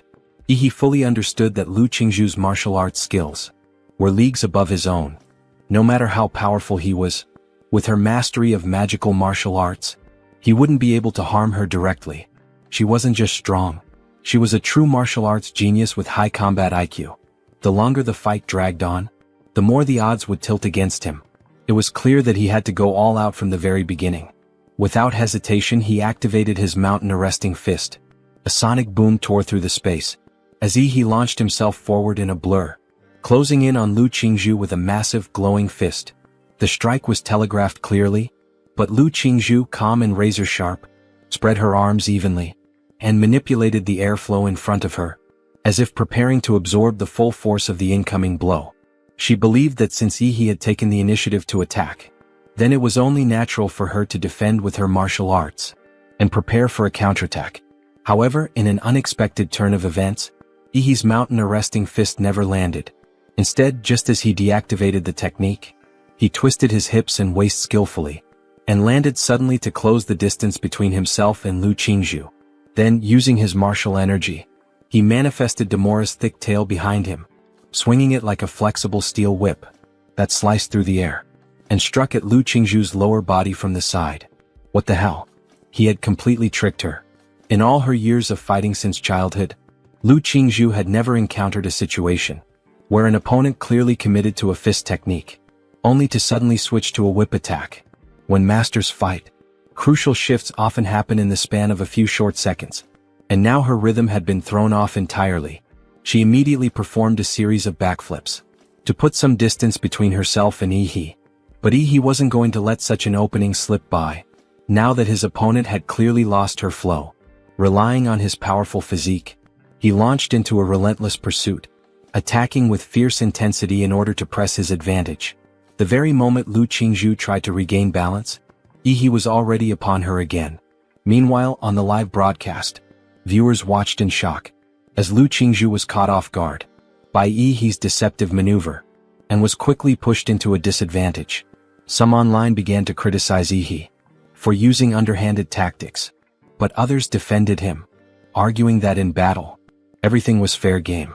Regardless of public opinion, Ihi's assault was too fierce, too unrelenting, leaving Lu Qingzhu with no room to breathe or escape. An endless barrage of attacks rained down on her, like a meteor shower falling from the sky. At one point, Lu Qingzhu managed to channel her martial energy, and created enough force to push Ihi back slightly, giving her the chance to break free. Or so she thought, because in that very instant, he transformed his right hand into a beast-like form equipped with deadly claws. And it was clear Lu Qingzhu wasn't getting away so easily. Suddenly, his dark, formidable claws were imbued with martial energy, as they tore forward, ripping through the air with lethal intent. Fortunately for Lu Qingzhu, she was quick enough to sense the danger. With skillful precision, she flipped horizontally in the air, just narrowly avoiding the lethal claws that Ihi had projected, which were imbued with his martial energy. The claws exploded behind her as she gracefully landed. But of course, her dear classmate didn't give her any time to breathe. Ihi was upon her once again, leaving no room for respite. The battle returned to its previous rhythm. Ihi on the offensive, unleashing an endless barrage of attacks, and Lu Qingzhu on the defensive, blocking wave after wave of his strikes. Ihi roared with intensity, his fists swinging out like afterimages, constantly compressing the space Lu Qingzhu could use to escape. At one point, she couldn't help but wonder why Ihi wasn't showing any signs of exhaustion, despite the relentless intensity of his attacks. It seemed as though her opponent possessed tremendous physical strength and stamina. Lu Qingzhu had mastered two mysterious royal martial arts, one of which was the Liu family's secret art, the floating shadow, a defensive technique, and the other the Hanyuan jade finger, which was more offensive in nature. If she had the opportunity to use either of these techniques, she could easily escape from Yi's onslaught. But it was as if Yi had anticipated this, denying her any chance to do so. From the looks of it, she wouldn't be able to hold on much longer before she was forced off the arena, which would result in a loss by eviction. While her face remained cool and composed, inwardly Lu Qingzhu was sweating with anxiety. Cornered and with no other options left, she realized it was time to use her trump card. Yi immediately sensed the shift in the air, as Lu Qingzhu activated her bloodline awakening, the Netherbird, and in that instant, just as Yi was about to land a punch, he quickly retracted his fist and stepped back. The reason? Dark purple sparks erupted from Lu Qingzhu's body, accompanied by the sharp, high-pitched cry of a bird. He saw Lu Qingzhu soaring into the sky, and the Demora's blood coursing through his body began to boil, as if he sensed the provocation of another creature, one of a very high level of life. Plump, dark purple wings grew on Lu Qingzhu's back, and under the light, the wings shimmered with a spectrum of colorful hues. The dark purple wings didn't need to flap, as the wind element naturally lifted Lu Qingzhu into the air, her amethyst-like pupils fixed directly below, staring down at the dark blue demon on the arena. The air seemed to spark with the fighting spirit shared between the two. The host loudly and enthusiastically announced that although Lu Qingzhu was still far from mastering the true form of her bloodline, she had managed to develop the most significant organ of her bloodline, the wings of the Netherbird. For the first time, the Netherbird was on full display, courtesy of none other than our genius beauty, Lu Qingzhu. Subsequently, the live broadcast platform exploded in activity, as comments poured in like a tidal wave. After her bloodline awakened, Lu Qingzhu extended her slender jade finger, pointing it at Yi as her fingertips turned a transparent jade color. In a cold tone, she warned Yi to be careful, admitting that she couldn't control her strength in this awakened form. Really? Yi replied excitedly from below. I'm glad you said that because up until now, I've only exerted about 50% of my strength. I guess I can finally go all out. Don't disappoint me. Accompanied by a strong wind that swept across the entire arena, Lu Qingzhu appeared behind Yi in an instant, like a bolt of lightning. Before he even registered her presence, he thought he smelled a faint and beautiful fragrance. Lu Qingzhu activated her mysterious royal martial art, the Hanyuan jade finger. He immediately turned and activated his atomic blast fist, a crystal blue light glowing on his fist. This was the skill he used to combine Demora's atomic reaction ability with his martial arts. The elegant jade fingertips collided with the ferocious blue magic fist, causing a massive energy reaction where the two forces met. A huge explosion of light and heat followed, blinding the audience with the brilliance of the impact and the powerful gust of wind. In the arena, both fighters were blown away by the turbulent airflow at the same time. Lu Qingzhu's dark purple wings flapped, and the wind elements naturally gathered around her, offsetting the force of the impact from being blown away. Using this momentum, she broke through the smoke and dust, heading straight for Yi. But then she suddenly sensed a fatal threat. Shocked and surprised, her pupils contracted as she realized what was happening. On the opposite end of the arena, the protruding vertebrae on Yi's back began to light up, one by one. Each time a vertebra lit up, it meant a horrible atomic reaction was occurring. Soon, all the vertebrae on his back were flashing with blue light. Yi opened his mouth, and a blue atomic light began to form in his throat, emitting a breath of destruction. This was Demora's atomic breath. We see an enormous concentration of lightning around the arena. This fluctuation of energy, it's not good. What's going on? Yi, his true magical beast form, seems to be gaining power. The protruding spine on his back appears to be storing a massive amount of energy, looking somewhat like a Bulbasaur. And this immense energy is being channeled directly to his mouth little by little, until finally he unleashes a massive beam from his mouth, an atomic breath. It devastates everything around it, heading straight toward Lu Qingzhu. She tries to defend herself by taking a stance with her wings fully covering her body, awakening latent abilities. She attempts to withstand the powerful attack. Then the tournament narrator comments, "Oh no." Yi's breath was deflected by the feathers on Lu Qingzhu's body. The attacks start heading toward the arena, and the spectators become afraid that the strikes might hit them. However, all of them are blocked by a powerful shield. Every single spectator is protected at the same time by a man in a suit floating in the air. The mayor of N City, Huang Qing. He declares, "Watch closely. The strongest champion in the history of our city will be born today." Fortunately, Mayor Huang protected the audience. We then see a blood stain on the floor of the arena. Lu Qingzhu is completely wounded, her wings plucked, her clothes torn, giving us a striking image. He truly broke through the inferior bird's defense with just a single blow. Can she really defeat him? Then we see a flashback from her childhood. Lu Qingzhu, she is the hope for the revival of the Lu family she cannot lose. The ancestors of the Lu family have been watching her through the generations. Do not disappoint them. We see a poor little girl surrounded by training tokens. Qingzhu, her mother devoted all her efforts to train her so that one day she could bring the Lu family back to life. She cannot be stubborn. But mother, it's not enough to just pass this exam, I have to keep winning in the future. But mom, she can't breathe. Then we return to the present. She's so exhausted that terrible thoughts begin to creep in. And her classmate he is truly powerful. Faced with such a strong opponent, it's only natural that she wouldn't be able to win, right?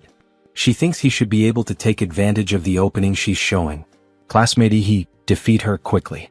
However, he doesn't dodge the attack, allowing it to land directly. What? Why the hell didn't he avoid that strike? Classmate Qingzhu, where did your fighting spirit go?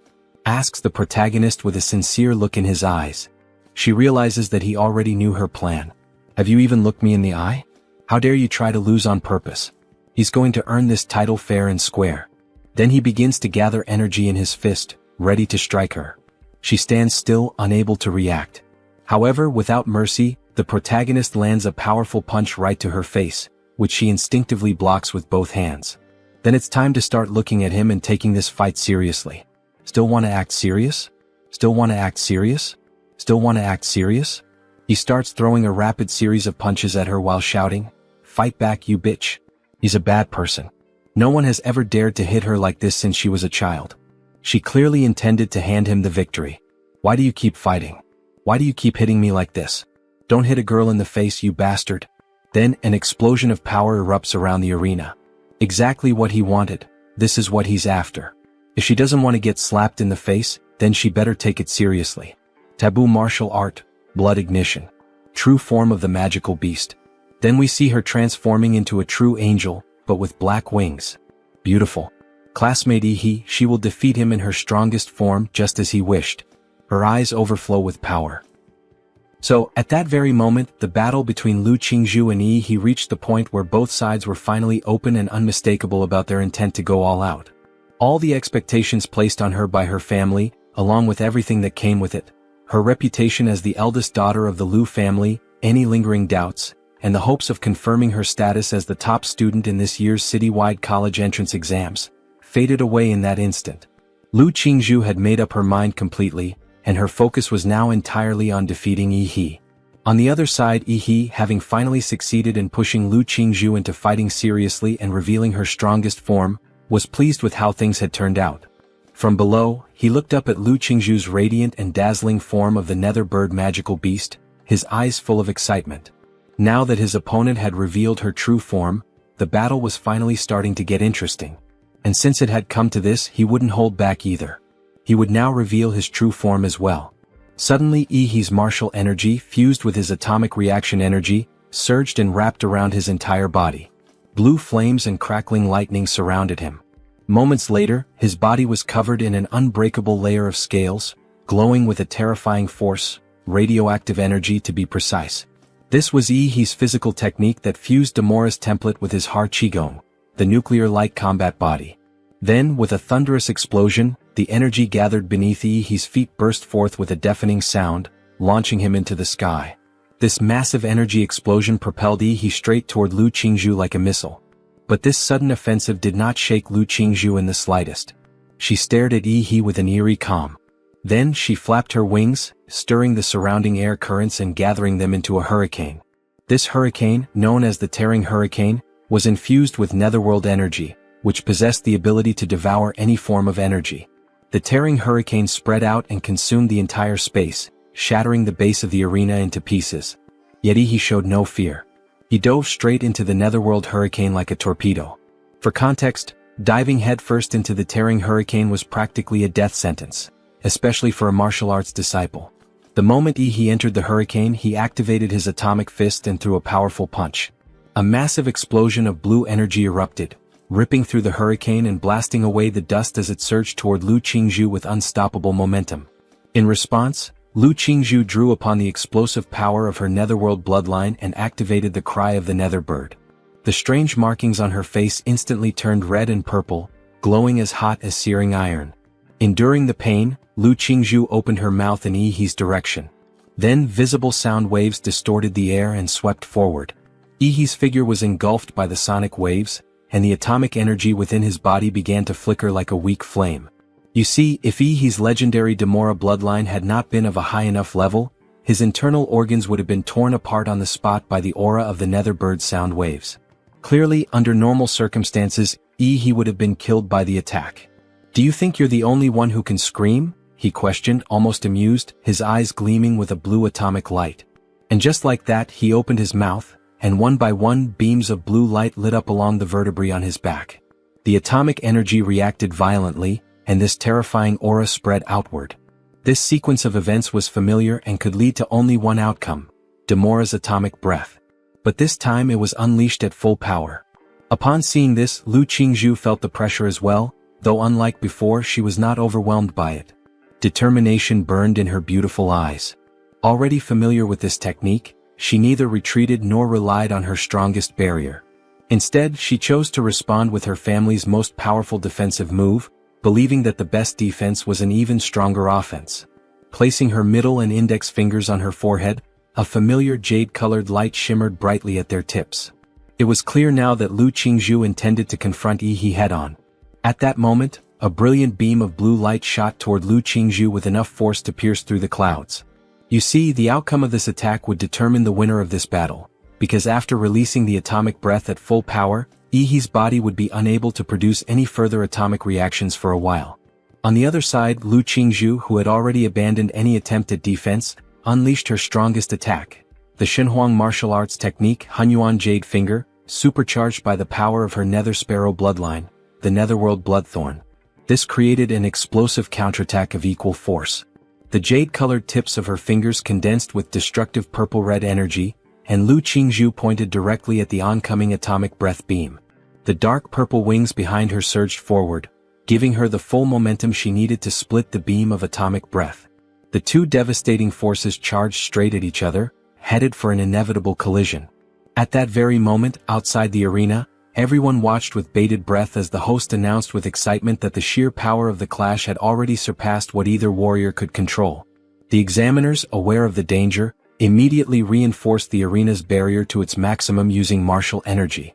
On the other hand, the mayor was not pleased with Lu Qingzhu's strategy of using an offensive technique to counter Yi's atomic breath. In his eyes, no matter which of these two geniuses suffered an accident, it would be a loss not just for Anqing but for the entire Xia kingdom. Therefore he decided to intervene, not to stop the match, but to ensure that neither Yi nor Lu Qingzhu became collateral damage. They had proven themselves to be far too important for their city to suffer such an irreversible loss. Activating his genetic earth magic, the divine leyline wall, the ground shook as three thick, towering walls blessed with his martial energy rose up in an instant, blocking both the atomic breath and the netherworld bloodthorn. In the next moment, the stone walls shattered, and a dazzling explosion of multicolored light engulfed everything. As the radiant burst of energy swept through the arena, the martial arts shields projected by the examiners began to collapse one after another under the overwhelming force. Dust and smoke filled the entire arena, spreading out to cover a massive part of the stadium. Seeing the aftermath of the collision, the audience quickly realized that had the mayor not stepped in, many of them would have been caught in the blast and possibly killed. Meanwhile, the mayor stood at the edge of the smoke-filled arena, his expression solemn. Although he had managed to summon 3 divine leyline walls in time to slow down the full-force attacks from Yi and Lu Qingzhu, the process had been too rushed. The walls weren't as strong as they normally would be. In the end, they were broken down one after the other by the force from both sides, allowing Yi's atomic breath and Lu Qingzhu's netherworld bloodthorn to inevitably collide. You see, if anything were to happen to either of these two prodigies, even resigning from his post would not be enough to quell the public's fury. In the hearts of the Xia people, a martial arts genius carried the same appeal and influence as a top celebrity. At that moment, inside the arena, a slender hand came into view as fresh blood dripped continuously onto the ground. The hand clearly belonged to Lu Qingzhu, whose entire left arm had been severely burned and mangled. She looked utterly miserable, crouched on the ground, with her wings completely scorched away. The martial power of her magical beast's true form had also been completely depleted, leaving her unable to transform again for the time being. But even after all this, Lu Qingzhu still didn't want to give up. She pushed herself, trying to summon the will to continue fighting. And just as she was about to rise to her feet, he emerged from the thick, dusty smoke, his presence suddenly towering over her crouched figure. He told her that if she didn't get rid of the nuclear radiation inside her body, she would end up crippled in the future. Lu Qingzhu fell silent for a moment. She clearly remembered that her move had hit her opponent directly, so why was he virtually unscathed? After a brief silence, she finally spoke. She wanted to understand why he had pushed her so hard.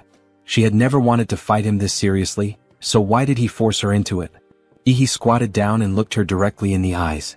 He asked whether she truly didn't want to fight him, or if she was just being rebellious, refusing to admit her own competitive spirit. He said that when she was fighting with all her strength just now, he could clearly feel her desire to win. Lu Qingzhu was left speechless upon hearing this. But as she reflected on the battle, she slowly came to understand that he was right. Just moments ago, she had been focused solely on defeating him. That's why she had abandoned all defense and poured everything into her attack. But then she began to question herself. She had always believed she hated fighting and had even wanted to lose to he as quickly as possible. And yet, during that moment she had felt it, a shift. An exhilarating feeling of fighting, not for her family, not for expectations, but purely for herself. Her drifting thoughts were cut short when he gently placed a hand on her left shoulder. The unexpected touch made Lu Qingzhu suddenly blush as red as a cherry tomato. He then told her the reason why she had lost so decisively. She had been distracted by too many conflicting thoughts during the fight, something that would always lead to defeat against strong opponents. He absorbed all the nuclear radiation from Lu Qingzhu's body and stood up. As she looked at her now healed arm in confusion, he casually remarked that she was still the strongest opponent he had ever faced. He said that if fate allowed them to meet again in battle, he hoped she would give it her all from the very beginning so they could have a battle in its purest form. This comment deepened Lu Qingzhu's blush even more. In that moment she began to see he in a different light. At the same time, the smoke and dust in the arena cleared. All cameras zoomed in on the center of the battlefield. Under the watchful eyes of the entire audience, he stood proudly. The referee waited a moment, and upon assessing Lu Qingzhu's condition, officially declared he as the winner. And with that, the first match of the semi-finals came to an end. In the next battle, Chu Zhou won without suspense, advancing to the final alongside he. Naturally, the final match, being the last battle and the ultimate climax of Incity's college entrance examination, would determine who would be awarded the title of Incity's top scorer. But truthfully, the biggest winner had already become clear. Incity's #1 middle school, which had managed to secure the entire final stage with only its students. The dark horse of Incity's #1 middle school would now face off against the school's star prodigy Chu Zhou. On the live stream for the public, the number of viewers, already in the hundreds of thousands, had skyrocketed to tens of millions, all watching with breathless anticipation. And although the final match did not carry the same suspense as the semi-finals between he and Lu Qingzhu, this was primarily because he was simply too overpowered, not because Chu Zhou lacked talent. In any case, after witnessing he defeat Lu Qingzhu, no one held much hope for Chu Zhou. However, this did not shake Chu Zhou's fighting spirit in the slightest. He was a true warrior, someone who possessed an unwavering heart dedicated to martial arts. From the moment he first awakened his power, he had earned the admiration of thousands. But he had never let fame cloud his judgment or distract him from his training. Now, even when all eyes were no longer on him and he was not the favored candidate, he did not feel disheartened. In fact, Chu Zhou believed that when it came to pure willpower, he far surpassed Lu Qingzhu. And with that belief, he felt capable of standing toe-to-toe with he. At the referee's signal, the final battle officially began. "Come at me with everything you've got," he said, revealing a smile with gleaming white teeth and eyes that sparkled with anticipation. Despite having defeated the so-called strongest candidate, Lu Qingzhu, he had no intention of underestimating Chu Zhou. From what he had observed, Chu Zhou likely possessed the highest combat intelligence among all the candidates this year. Remaining composed, Chu Zhou brought his hands together and slowly opened them, and in his palms, an icy long sword began to condense. This was the manifestation of his bloodline ability, ice sculpture. A layer of frost-infused martial energy enveloped his entire body, effectively insulating him from the surrounding nuclear radiation. This clear countermeasure showed that Chuzhou had thoroughly studied Yi's fighting methods and had come prepared. With unwavering focus in his eyes, Chuzhou launched into action using the 7-star steps. In an instant, his body blurred and left behind countless indistinct afterimages as he rapidly advanced toward Yi. Then came the sound of a sharp whoosh. Hundreds of cold blades lunged toward Yi from all directions. Yet Yi remained motionless, not even bothering to distinguish the real Chuzhou from the many illusions. He had his own method for disrupting this barrage of shadows. Clenching his fists tightly, the muscles in his arms bulged and became as solid as iron bars. What was even more impressive, however, was the blue atomic and martial energy pulsing around his arms in thick waves. The radiant blue glow made the veins across his arms stand out vividly. With a sudden movement, Yi unleashed his explosive fist, his punch slamming violently into the ground. The floor trembled and an enormous burst of blue energy erupted outward. With a thunderous boom, nuclear energy engulfed the area within a 10-meter radius around him. Forced by the blast, Chuzhou had no choice but to retreat. What a monster! Chuzhou stared at the dented arena, now looking like it had been bombarded by artillery fire, feeling a deep sense of dread. With his current defensive capabilities, there was no way he could face Yi in a direct, head-on fight. In other words, was there truly any warrior of their age who could go toe-to-toe with Yi in close combat? Even Xinguan, the monstrous prodigy from Qingfeng Private High known for his raw physical strength, had no choice but to admit defeat and surrender once Yi's bloodline had fully awakened. At this moment, Chuzhou made a decision. Since close-quarters combat was out of the question, he would have to rely on long-range attacks to wear Yi down. Chuzhou activated his awakened bloodline, the Ice Element Dragon. Crystalline, ice-like dragon scales emerged from his body. His eyes shifted into golden vertical slits, and a pair of obsidian black horns protruded from his head. With the power granted by his bloodline, he launched one of its signature techniques, Ice Pulse. In an instant, a fierce cold wind swept through the arena, and massive ice spikes formed a towering tsunami of ice, dozens of meters high, which surged violently toward Yi. Now, while the Ice Dragon ranked lower than king-level bloodlines like the Shadow Tiger King and Venus Ape Demon among the third-tier magical beasts, in Chuzhou's hands, its combat power exceeded even that of Kai Shaoling and Xinguan. Both the audience and the examiners were stunned. With this tremendous bloodline power, a wave of ice engulfed the entire arena and the stadium, until now bathed in the scorching summer sun, plummeted in temperature to below freezing. The live stream, which had been non-stop in showing Yi's dominance, suddenly went quiet.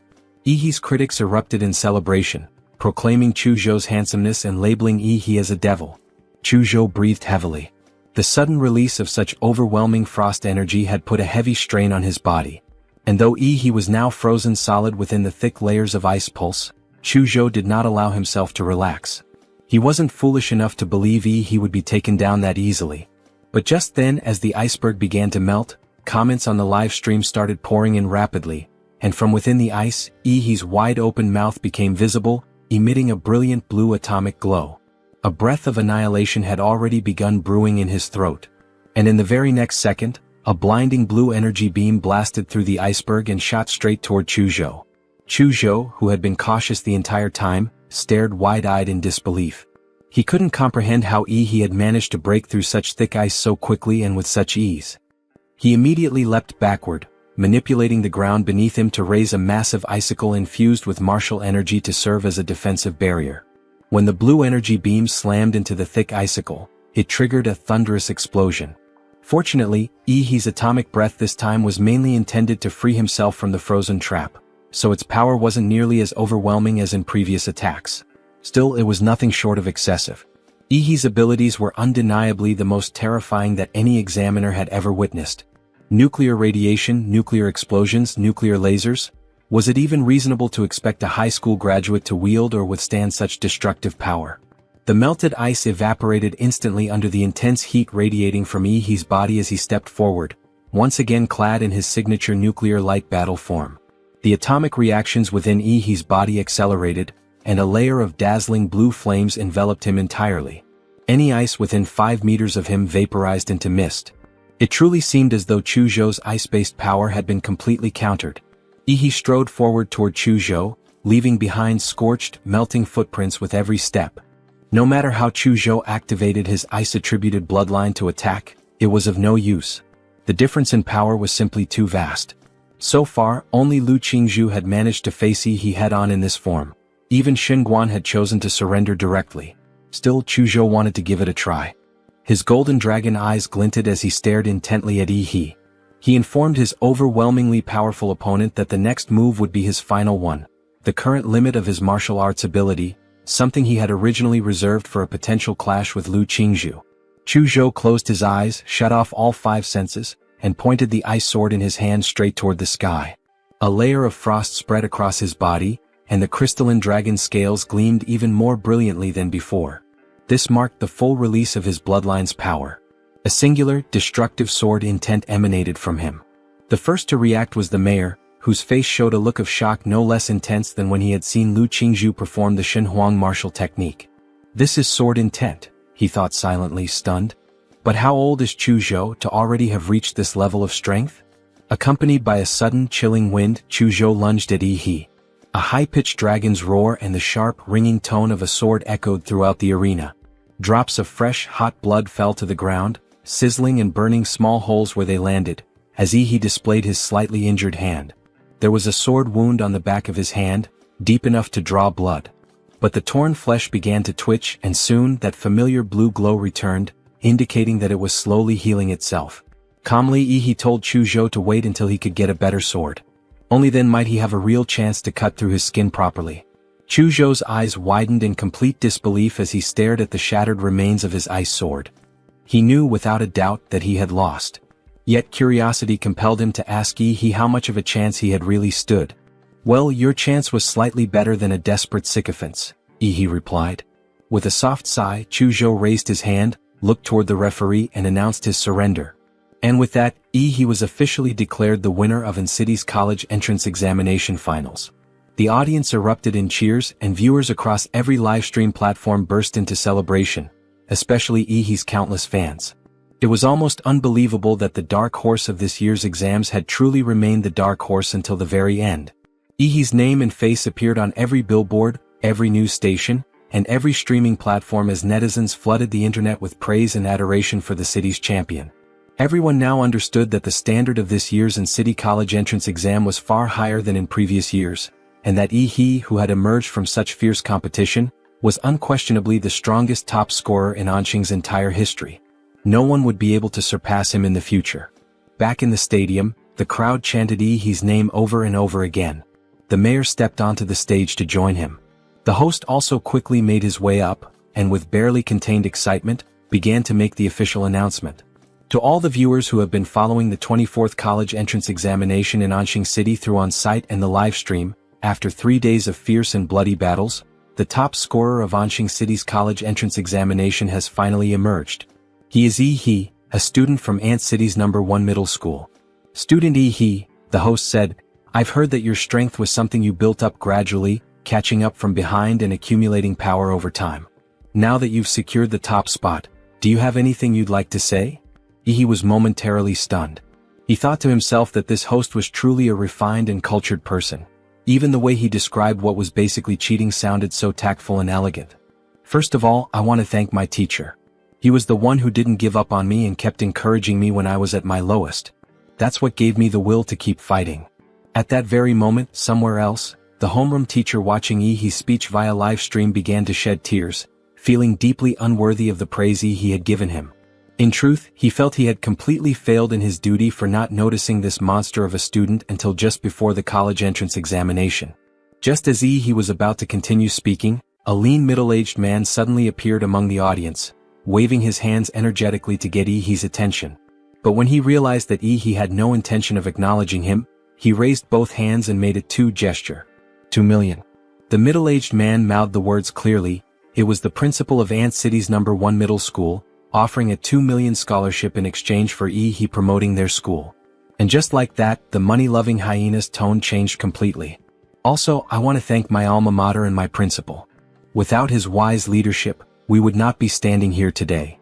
Originally, Yi had no idea what else to say, but the principal's unmistakable cues helped him understand how to wrap up the award speech perfectly. Finally, I want to thank myself.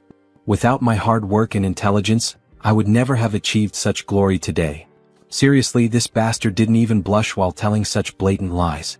But unexpectedly, right at that moment, the system chimed in to congratulate him for earning the title of champion. He would be rewarded with a random template ability. His eyes widened in surprise. It turned out the template came with an achievement system as well. He was dying to check out what kind of new ability he had just earned, but considering the ongoing award ceremony and the tens of thousands of eyes currently watching him, there was no way he could examine it in detail just yet. It seemed he would have to wait until later.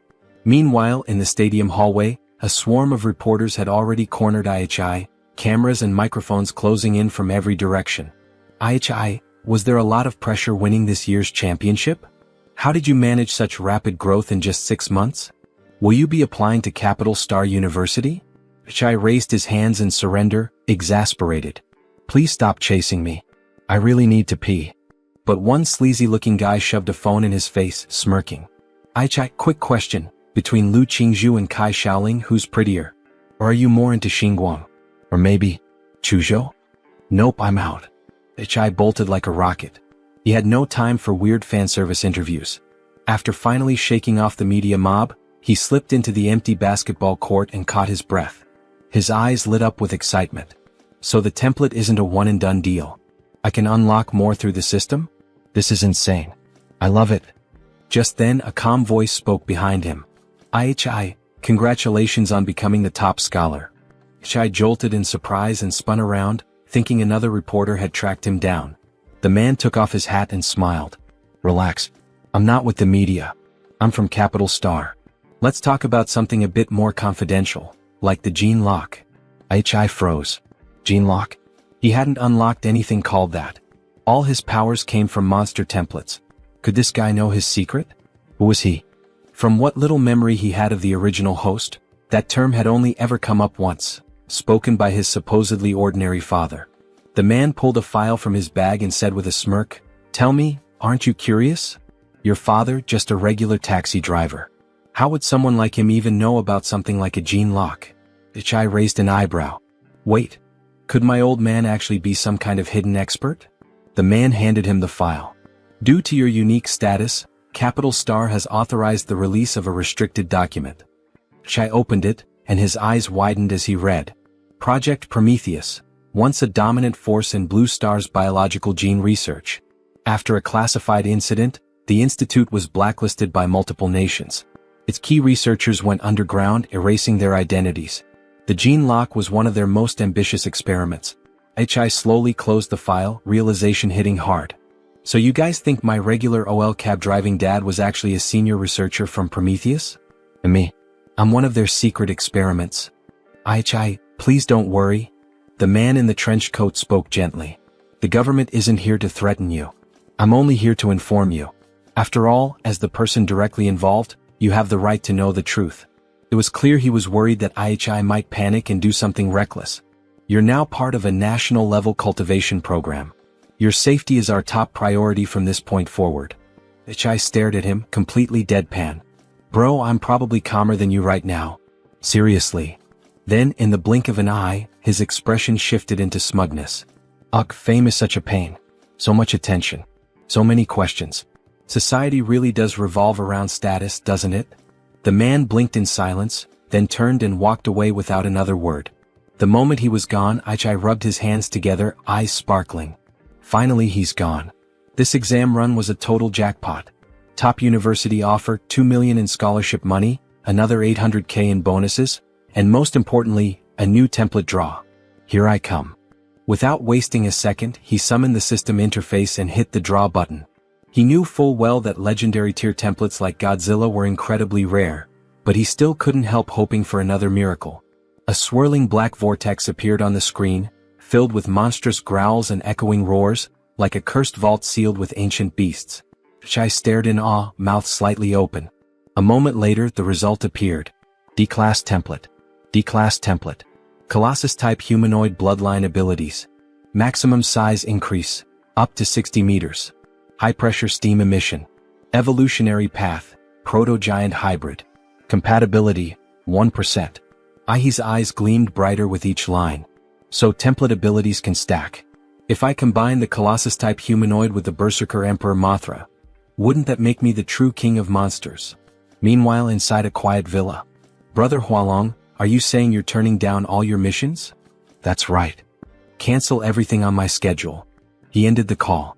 The only sound left in the room was the faint audio coming from a TV broadcast. Hualong took a deep breath. His index finger began tapping rhythmically on the redwood table. Tap, tap, tap. Before long, a dent had formed where his finger kept striking. His younger brother, Hua Peng, had been missing for over half a month. The search team dispatched into the Mystic Zone came back empty-handed. Not even a body. And that was from an S-rank hunter, an experienced veteran of the Forbidden Realms. Hualong didn't need confirmation. He already knew, his brother was dead. What was worse, the scene had been cleaned. No traces left behind. No mistakes made. Still, the rescue team hadn't come back with nothing. At Hua Peng's last known location, they recovered some samples.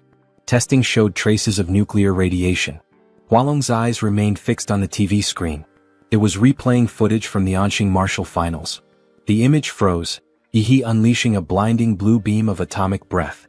"Little brother," he murmured, "I told you to stay away from the underground, to quit that life. Why didn't you listen? Before Mom passed, she made me promise I'd look after you. Now I can't even find your body." He closed his eyes, heavy with sorrow and guilt. Then the TV announcer's voice rang out, "Final winner, Yi of Anqing First High."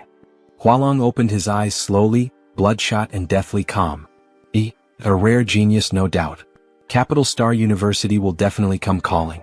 But too bad, they won't get the chance to see you enroll. Today, Yi was planning to enter a Mystic Zone to test his new theory, combining the Godzilla template with the Colossus type in actual combat. But just as he was getting ready, he received an unexpected letter from Chuzhou. The message read, "Yi, according to the Capital Research Institute, a new mystic rift is projected to open today at 3 p.m. in Red Tree Mountain, on the outskirts of Anqing. The estimated danger level is C-class. I intend to investigate. Would you like to team up?" Chuzhou. Yi's first reaction wasn't even about the Mystic Zone. No, he was just shocked that Chuzhou still sent handwritten letters. In 2024. Between his swordsman cosplay and his archaic way of speaking, Yi was starting to seriously wonder, is this guy another transmigrator too? By 3 p.m., the once deserted Red Tree Mountain had become crowded.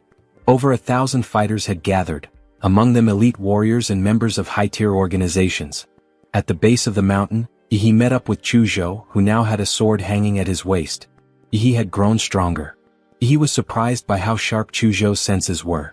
After all, he had spent part of his prize money on several gene serums, which had boosted his compatibility with the Colossus template to 35%. Sure, it was only a D-class monster, but it developed quickly and delivered results just as fast. Definitely worth the investment. While waiting for the rift to open, the two of them chatted casually. "So, Chuzhou, what university are you aiming for?" "Capital Star University." There was something off in Chuzhou's tone when he said it. He noticed but didn't ask. Instead, he simply smiled and replied, "Guess that makes us future classmates." Just then, the crowd around them suddenly erupted. The mystic rift was opening. A piercing screech echoed out from within the rift. The next moment, a monstrous bird with 3 twisted heads and pitch-black feathers forced its way halfway through the portal. This was clearly a high-tier beast. It had muscled its way to the front of the horde and become the first creature to emerge from the rift. But unfortunately for it, what waited on the outside wasn't prey. It was over 1,000 armed warriors, fully geared and ready. Kill? The mountains rang out with the roar of unified battle cries. No one hesitated. The fighters surged toward the monster like a tidal wave, completely indifferent to the fact that it was still stuck halfway in the portal. The 3-headed bird thrashed in panic, each head flailing as it tried to retreat, but it was trapped. Within seconds, its massive body was trampled, crushed under the weight of boots, blades, and deafening war cries. As the saying goes, the early bird gets the beatdown. Yi and Chuzhou, blending into the crowd, slipped through the rift right behind the first wave of warriors. On the other side, they were greeted by a breathtaking sight. A forest of colossal trees, each one towering over 100 meters tall, rising like skyscrapers that pierced the sky. Suddenly, a thick, metallic stench of blood rushed into Yi's nostrils. He looked ahead. The entrance to the rift had already become a battlefield. A small-scale beast tide was crashing into the newly arrived warriors. Screams, roars, and the clash of steel collided in the air, forming a brutal, chaotic symphony of war. He quickly realized these warriors weren't just here to loot the Mystic Zone, they were holding the front line for a reason. According to the Blue Star Defense Act, all licensed martial artists have both the freedom to explore Mystic Zones and the duty to protect the real world from any beast tide. Anyone who ignores that duty and allows a tide to break through into the outside world, resulting in civilian casualties, will have their warrior status revoked and be tried in military court. For a warrior, the greater the power, the heavier the responsibility. He and Chu Zhou joined the front line, pushing back against the incoming wave of beasts. Chu Zhou activated his bloodline, unleashing waves of icy energy that froze the beast's legs in place, locking down the path ahead. Suddenly, a beast lunged at him from behind. In a split second, he launched his atomic detonation fist, blowing the ambushing beast into a cloud of mist and melted flesh. "Watch your back," he said, completely unfazed. Then, almost lazily, he added, "These Mystic Zone beasts? Not a single one of them can put up a decent fight." Behind him lay a scorched battlefield littered with smoldering corpses. Chu Zhou was stunned. He had been carefully holding the line, struggling to contain the tide, while he had already wiped out an entire section of monsters by himself. The creatures he killed weren't just burned, they had been dissolved as if every cell in their bodies had been disintegrated from the inside out. That was the horror of atomic radiation. Silent, invisible, and utterly destructive. And now, for the first time on an open battlefield, he, the walking nuclear disaster, was finally free to unleash his power without restraint. Roars and screeches echoed across the terrain as beasts charged him, only to melt into puddles of gore just meters away, cooked alive by the sheer heat radiating from his body. Elsewhere on the battlefield, warriors locked in desperate melee glanced over their shoulders, only to see the fighters behind them already relaxing and wiping the sweat from their brows. "Wait, that's the top scorer from Anqing's entrance exams." "The what? Wasn't he just a trainee? How's a kid soloing entire monster waves?" "You didn't watch this year's entrance exam broadcast?" "Nah, who wants to watch high schoolers fight?" "Idiot. That high schooler could mop the floor with 10 of you." As the battle dragged on, exhaustion became visible on the warriors' faces. Then someone shouted, "Drive the beast toward the top scorer." And just like that, the battlefield evolved. Everyone instinctively shifted formation, using Ihi's nuclear radiation field as a natural death zone against the monster tide. No one knew how much time had passed. Then, a signal flare exploded in the sky. Eyes dulled by fatigue suddenly lit up. Decapitation confirmed.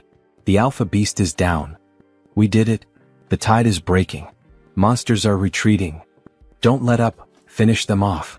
Chu Zhou finally exhaled, relief flooding through him. The first wave of Red Tree Mountain's beast tide was over. Of the 1,000+ warriors who had entered, only around 800 remained. He strolled over casually, dragging several massive sacks behind him. His relaxed attitude stood out starkly among the blood-soaked and battered survivors. Phew. Hey Chu Zhou, real talk, I'm running out of hands here. How am I supposed to carry all this loot? With a thud, he dropped several bulging sacks of monster cores in front of him. Chu Zhou silently handed over a silver-black ring. My spatial ring. Use it. Whoa, nice. A space ring? Those go for tens of millions on the market. Grinning, he eagerly began stuffing the bags inside. I knew you were secretly loaded. Wu Sen's back, thank the heavens. If he hadn't taken out that elite beast, we'd all be corpses right now. The crowd instinctively parted as a tall, broad-shouldered man walked forward, righteous energy rolling off him like a pressure wave. He quickly realized the man was heading straight toward him. Hello there, Anqing's top scholar, the man greeted, his voice warm and his smile genuine. Name's Wu Sen, regional commander of the Silver Wolf Mercenary Corps. I've heard all about what you did out there today. Outstanding work. He didn't hesitate. Now, tell me, would you be interested in joining our corps? It won't interfere with your university plans. In fact, you'll get tons of benefits, access to gear and full support. For someone like you, I'm prepared to offer an S-rank member contract on the spot. Gasps rippled through the surrounding warriors. The Silver Wolf Corps, a nationally renowned mercenary group, and their regional commander was personally recruiting Yi. This was a once-in-a-lifetime offer. The path of the warrior was expensive. Without the backing of a powerful faction, most couldn't make it far. And yet, Even elite students at Capital Star University rarely received S-rank offers this early. Just then, a dazzling striped tiger emerged from the crowd, its powerful form cutting through the warriors. On its back sat a striking woman exuding authority and a commanding aura. "So that's why you rushed ahead, Wu Xin?" she teased, voice light but sharp. "Trying to steal the prize before the rest of us showed up?" She turned her attention to Yi. "Yi, how about joining the Chengdak Corps instead? We may be smaller than Silver Wolf, but if you join us, I'll personally guarantee you receive 15% of our monthly cultivation resources, no strings attached." Another collective gasp followed. That kind of offer was almost unheard of, basically granting a high schooler a cut of a guild's elite-tier resources, just to recruit him. This was more than just rare, it was shocking. He, however, simply smiled and shook his head. "Thanks. But for now, I'm not planning to join any corps." The woman chuckled, unfazed. "Just as I thought. Landing the top scorer was never going to be easy. No worries, consider this our introduction. If you ever need anything, the Silver Wolf Corps is just a call away," she said. "The Chengdak Corps too," she added with a wink. "We'll be ready." With the beast tide finally over, the warriors moved into the free exploration phase. Chuzhou offered a suggestion. "This forest is massive, and the terrain's a maze. Let's climb up to the canopy and scout the area first before we head deeper." He nodded. That had been his plan too. Activating his nuclear radiance mode, atomic energy gathered beneath his feet, and he rocketed upward like a human missile, launching straight into the sky toward the treetops. Soon, the two of them stood atop a colossal tree hundreds of meters tall, gazing out over the entire mystic zone. "Wait, what is that?" He suddenly narrowed his eyes, stunned. Far off, near the base of a distant mountain range, a group of massive humanoid figures was slowly moving across the land. Even from hundreds of kilometers away, their silhouettes were unmistakable. Those things had to be, what, a full kilometer tall? He murmured. That was beyond insane. Chuzhou was just about to respond, but he spoke first, his voice steady and burning with determination. Unimaginable? No, we're still young. Give it a few more years and we might be the ones hunting them down, maybe even uncovering the truth behind this whole mystic zone phenomenon. Chuzhou turned to look at him, slightly awestruck. Faced with such overwhelming and unknown forces, his first instinct was fear. But Yi's instinct was to defy death, to conquer the impossible. In that moment Chuzhou understood. He wasn't just stronger in terms of raw power. He had the spirit of a true warrior. Meanwhile, Yi himself was practically buzzing with excitement. Just you wait, you walking mountains, he thought. One day all your monster cores will belong to me. Suddenly his life field sensor activated, sweeping the entire mystic zone and mapping the presence of all living entities within range.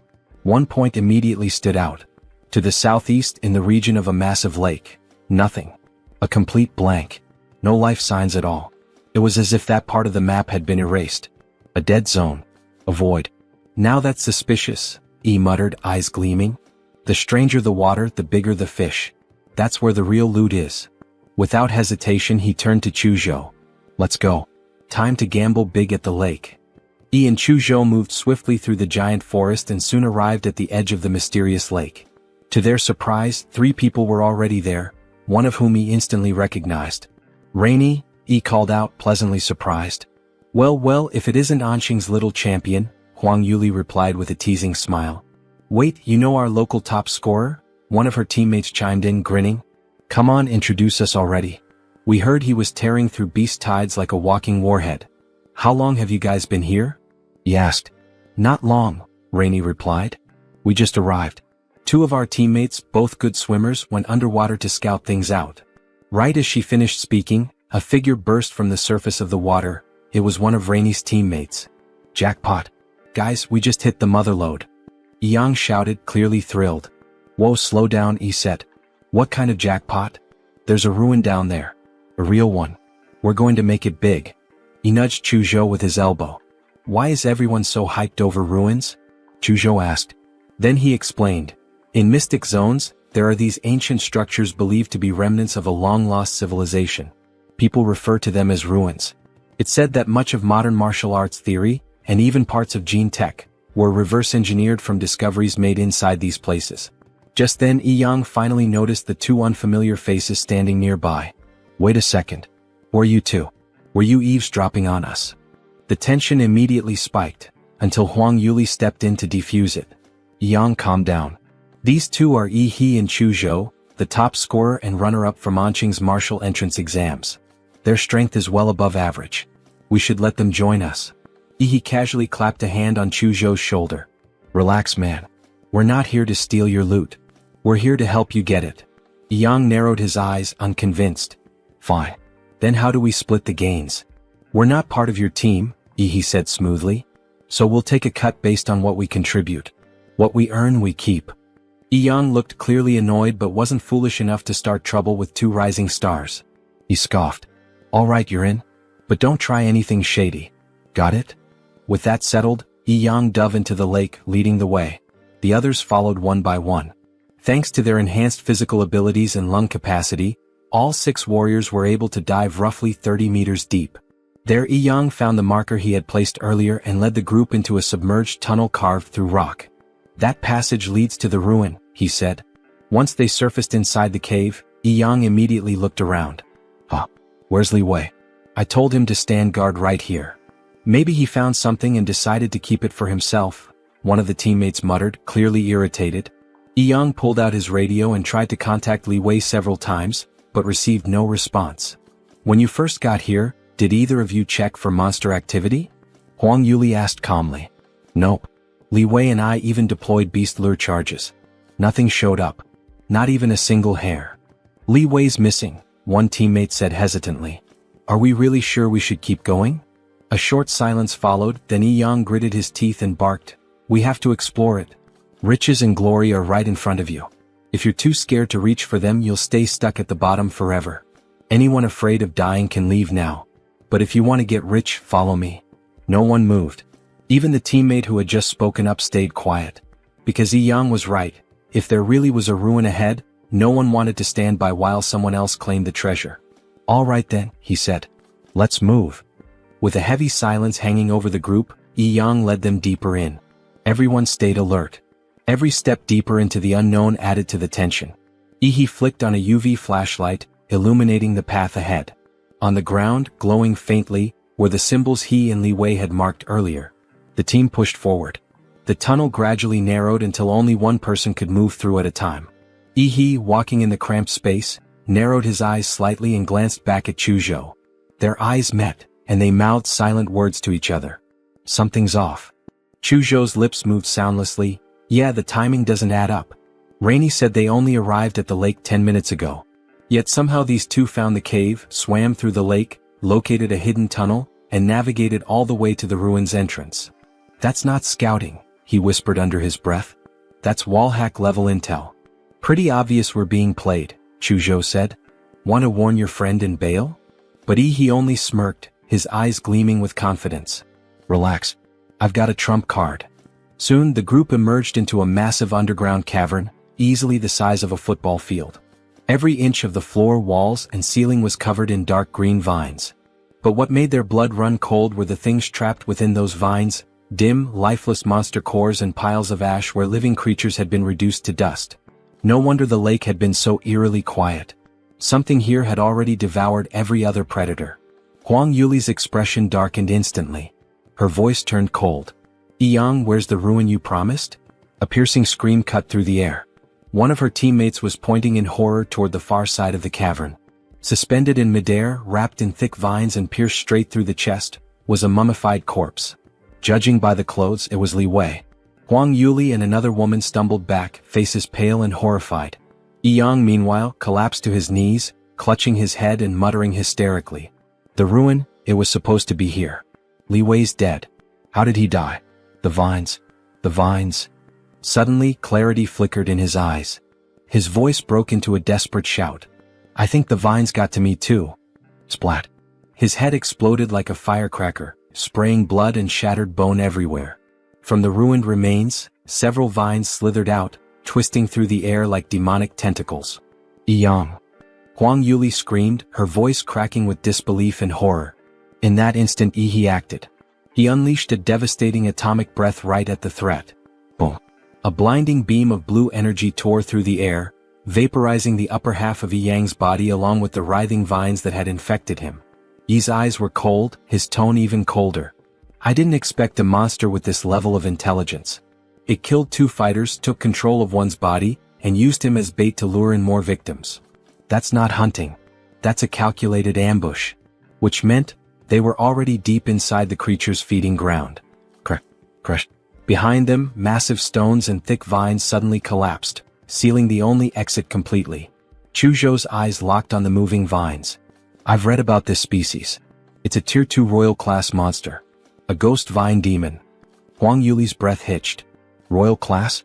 Those aren't even measured by normal tiers. We're all Tier 1 at best. We can't handle that kind of power. He just cracked a wide grin, flashing his white teeth. Don't care what tier it is.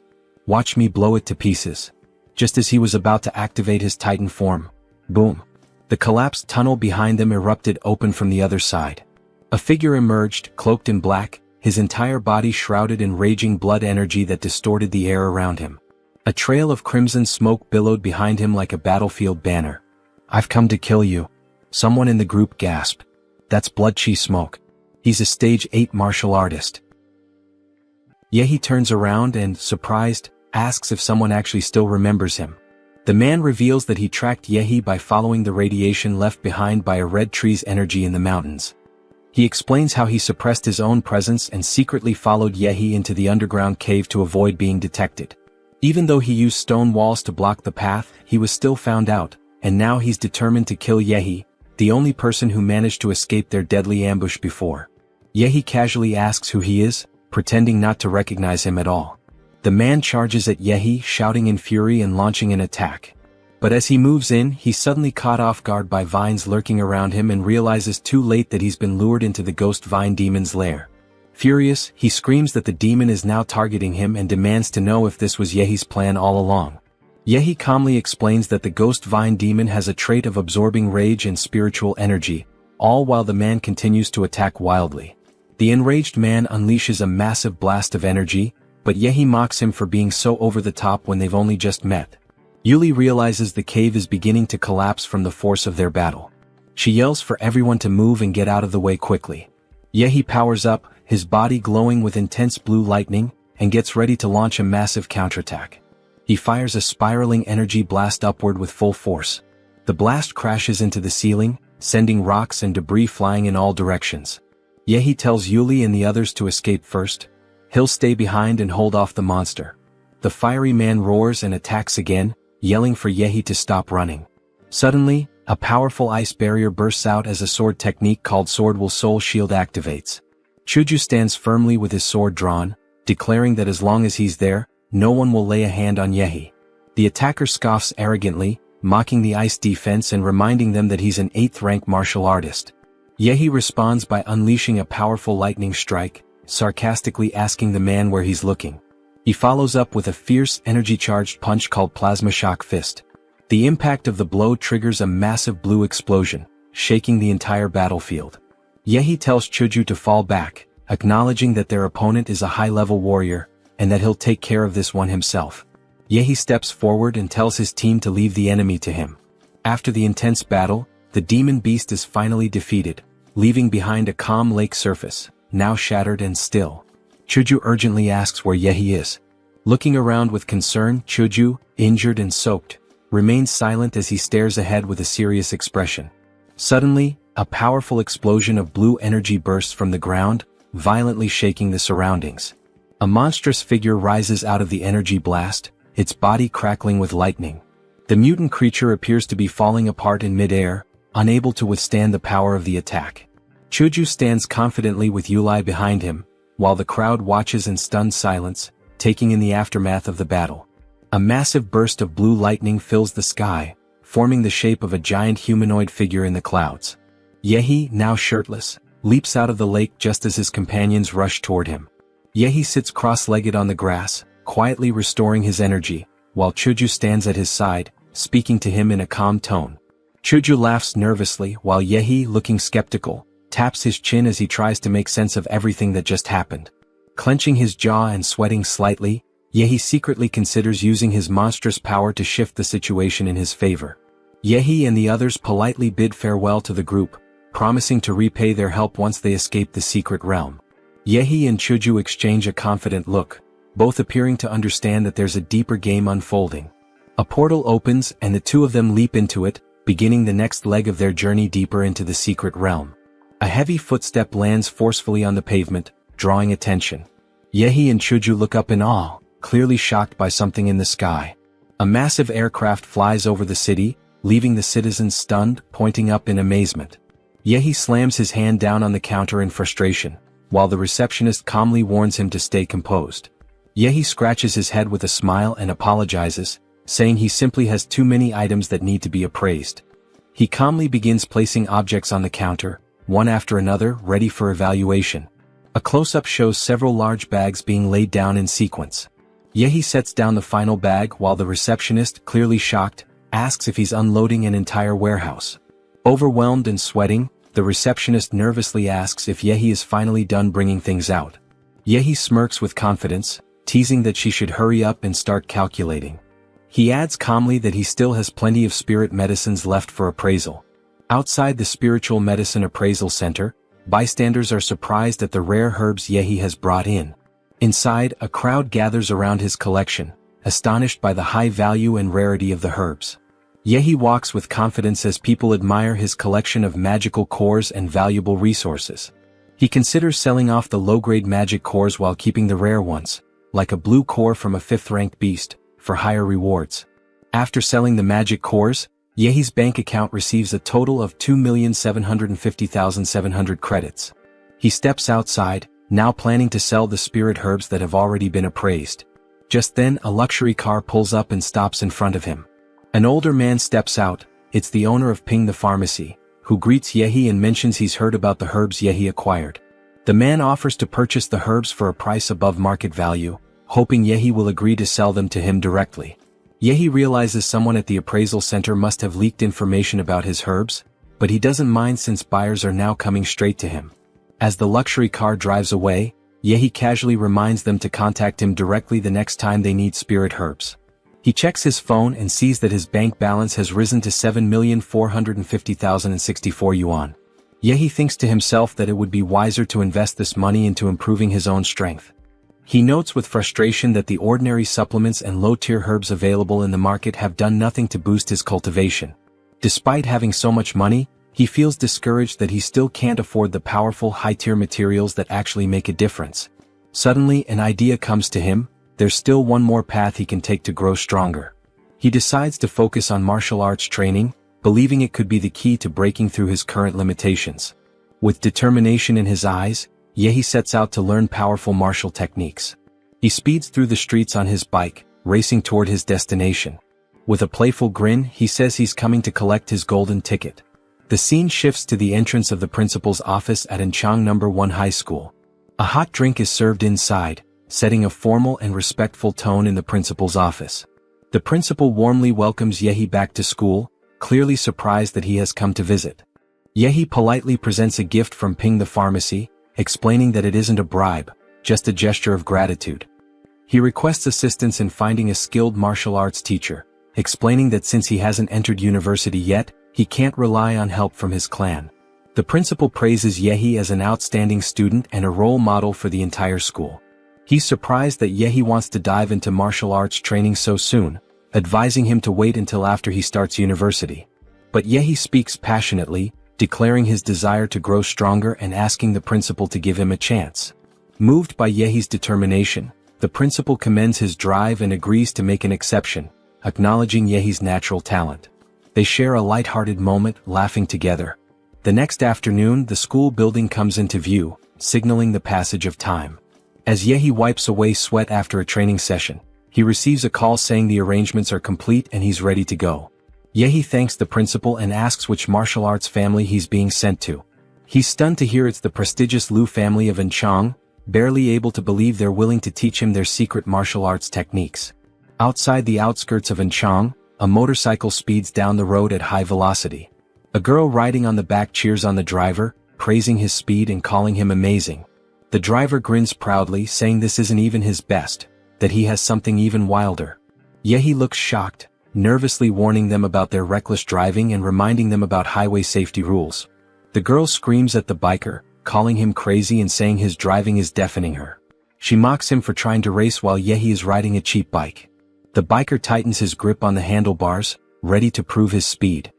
He blasts forward with a roar, shouting his pride and declaring that no one of lower status is worthy of racing him. His passenger calls him a true beast, clearly amazed by what just happened. Yehi watches them calmly, wearing a blank expression, completely unimpressed by their reckless antics. Suddenly, the two motorcycle riders are hit with a wave of shock and disbelief as a massive surge of blue energy blasts past them. Yehi speeds off on his bicycle, now engulfed in explosive blue energy, casually remarking, "Let's go," in a quiet voice. The energy trail streaks through the highway with overwhelming force, shaking everything nearby. The stunned motorcycle duo watches in disbelief, realizing that Yehi's bicycle is moving at a speed close to that of an airplane. Yehi soon arrives at the grand entrance of the Marshall family estate, visibly impressed by its immense scale and elegance. He looks up at the towering building, sensing the powerful aura that surrounds the place. The estate radiates intense life energy, a clear sign that incredibly strong individuals reside within. A mysterious figure steps forward, her delicate feet appearing first, hinting at the arrival of someone important. Lu Qingzhu greets Yehi with a warm smile, saying, "You've arrived, Yatangsu." She playfully asks if seeing her makes him unhappy. Yehi, slightly flustered, denies it politely. Lu Qingzhu teases him again, then explains that her mother sent her to escort him inside. She turns and leads the way into the estate, with Yehi following behind respectfully. Together, they walk through the grand entrance of the Lu family mansion. Lu Qingzhu glances upward and says, "Mom, Yehi has arrived." A pair of elegant heels descends the staircase, signaling the approach of someone significant. A stunning woman in a flowing purple gown makes her way down gracefully. She introduces herself as the head of the Lu family and welcomes Yehi personally. Yehi and an older man standing beside him are both left speechless, blushing slightly in awe of her beauty. After the college entrance exam held at the Lu family estate, the scene shifts to a peaceful view of the mansion. Lu Qingzhu stands nervously before her refined mother, who sits calmly sipping tea. Lu Qingzhu hesitantly begins, "Mom, But her mother gently interrupts, telling her not to be nervous. She watches a video of Yehi fighting and praises how well he handled the situation. She tells Qingzhu there's no need for her to get involved personally, Yehi's strength already speaks volumes. Qingzhu stays silent, listening attentively. Her mother then speaks plainly, saying that Qingzhu's younger brother lacks the talent needed to inherit the Lu family legacy. She tells Qingzhu that the responsibility now rests on her shoulders alone. Touching her daughter's face gently, she acknowledges that Qingzhu is not only capable but also beautiful, and well-suited to bear this heavy responsibility. Reflecting on the fragile state of the clan's legacy, she warns that without strengthening it through strategic alliances, the family could fall into decline. Looking directly at Qingzhu, she asks bluntly, "What do you think if I let you be with Yehi?" Qingzhu is visibly shocked, blushing at her mother's sudden and bold suggestion. Her mother explains that Yehi has immense potential. He's talented, determined, and not from a weak bloodline, which makes him a worthy match. Qingzhu struggles to respond, caught off guard by her mother's suggestion, but her mother reassures her that there's no need to give an answer now. She should simply spend some time with Yehi and see for herself. At the entrance of the estate, Yehi kneels politely to present a gift, greeting Lu Qingzhu's mother with proper respect. She receives him warmly and with grace. Lu Qingzhu's mother mentions that she heard from the school principal that Yehi is interested in studying advanced martial arts. Yehi is surprised and thinks to himself how quickly she agreed to this. She confirms it's true and tells Qingzhu to act as his guide. She explains that Qingzhu will take Yehi to the Lu family's martial vault, and due to internal rules he will only be allowed to train there for a single day. She adds that deep within the vault are 3 powerful Huang-rank martial techniques, and whether Yehi can learn any of them will depend entirely on his own ability. Yehi bows deeply in gratitude and says, "Thank you to the Lu family for this opportunity." Lu Qingzhu's mother takes note that he thanked the entire family and not just her personally. She silently concludes that Yehi is clever and understands how to navigate power dynamics. Impressed by his awareness, she finds him more pleasing to the eye than before. Lu Qingzhu notices her mother's odd expression as she looks at Yehi and wonders silently why she's gazing at him like that. She leads Yehi down an underground hallway toward the martial arts vault. Yehi, with a mischievous tone, teases her, asking, "Qingzhu, why do I feel like your eyes have been on me this whole time?" She immediately denies it, replying flustered, "I haven't." Yehi leans in closer with a playful grin and asks again, "Really?" Flustered and caught off guard, Qingju yells, "Debbie! Why are you getting so close?" and kicks him back reflexively. Yehi bursts into laughter, and their laughter echoes down the long stone tunnel as they approach the massive vault door. He's told that the stone gate is made from a special refined material capable of withstanding extremely powerful attacks without breaking. He asks if he's allowed to punch it. Lu Qingju looks confused and skeptical about his strange approach, but Yehi unleashes a punch glowing with blue energy. As the energy surges, Qingju is suddenly reminded of terrifying memories connected to the same glowing blue fist technique. Yehi throws another powerful blue energy punch against the enormous stone wall. Despite the strength of the blow, the stone wall doesn't move, crack, or show any damage. Yehi clutches his aching hand in confusion, while Lu Qingju giggles and starts leading him toward the area where he can choose a martial technique. Inside a vast scroll library, Yehi is informed that he can pick any martial technique and unlock it using his identity card. Yehi and Qingju walk together toward a secure chamber that requires card access to enter. Qingju warns him that learning a high-level technique in just one day is nearly impossible and advises starting with a more basic one. Yehi teases her again, asking if she's worried about him, and Qingju turns red, visibly embarrassed.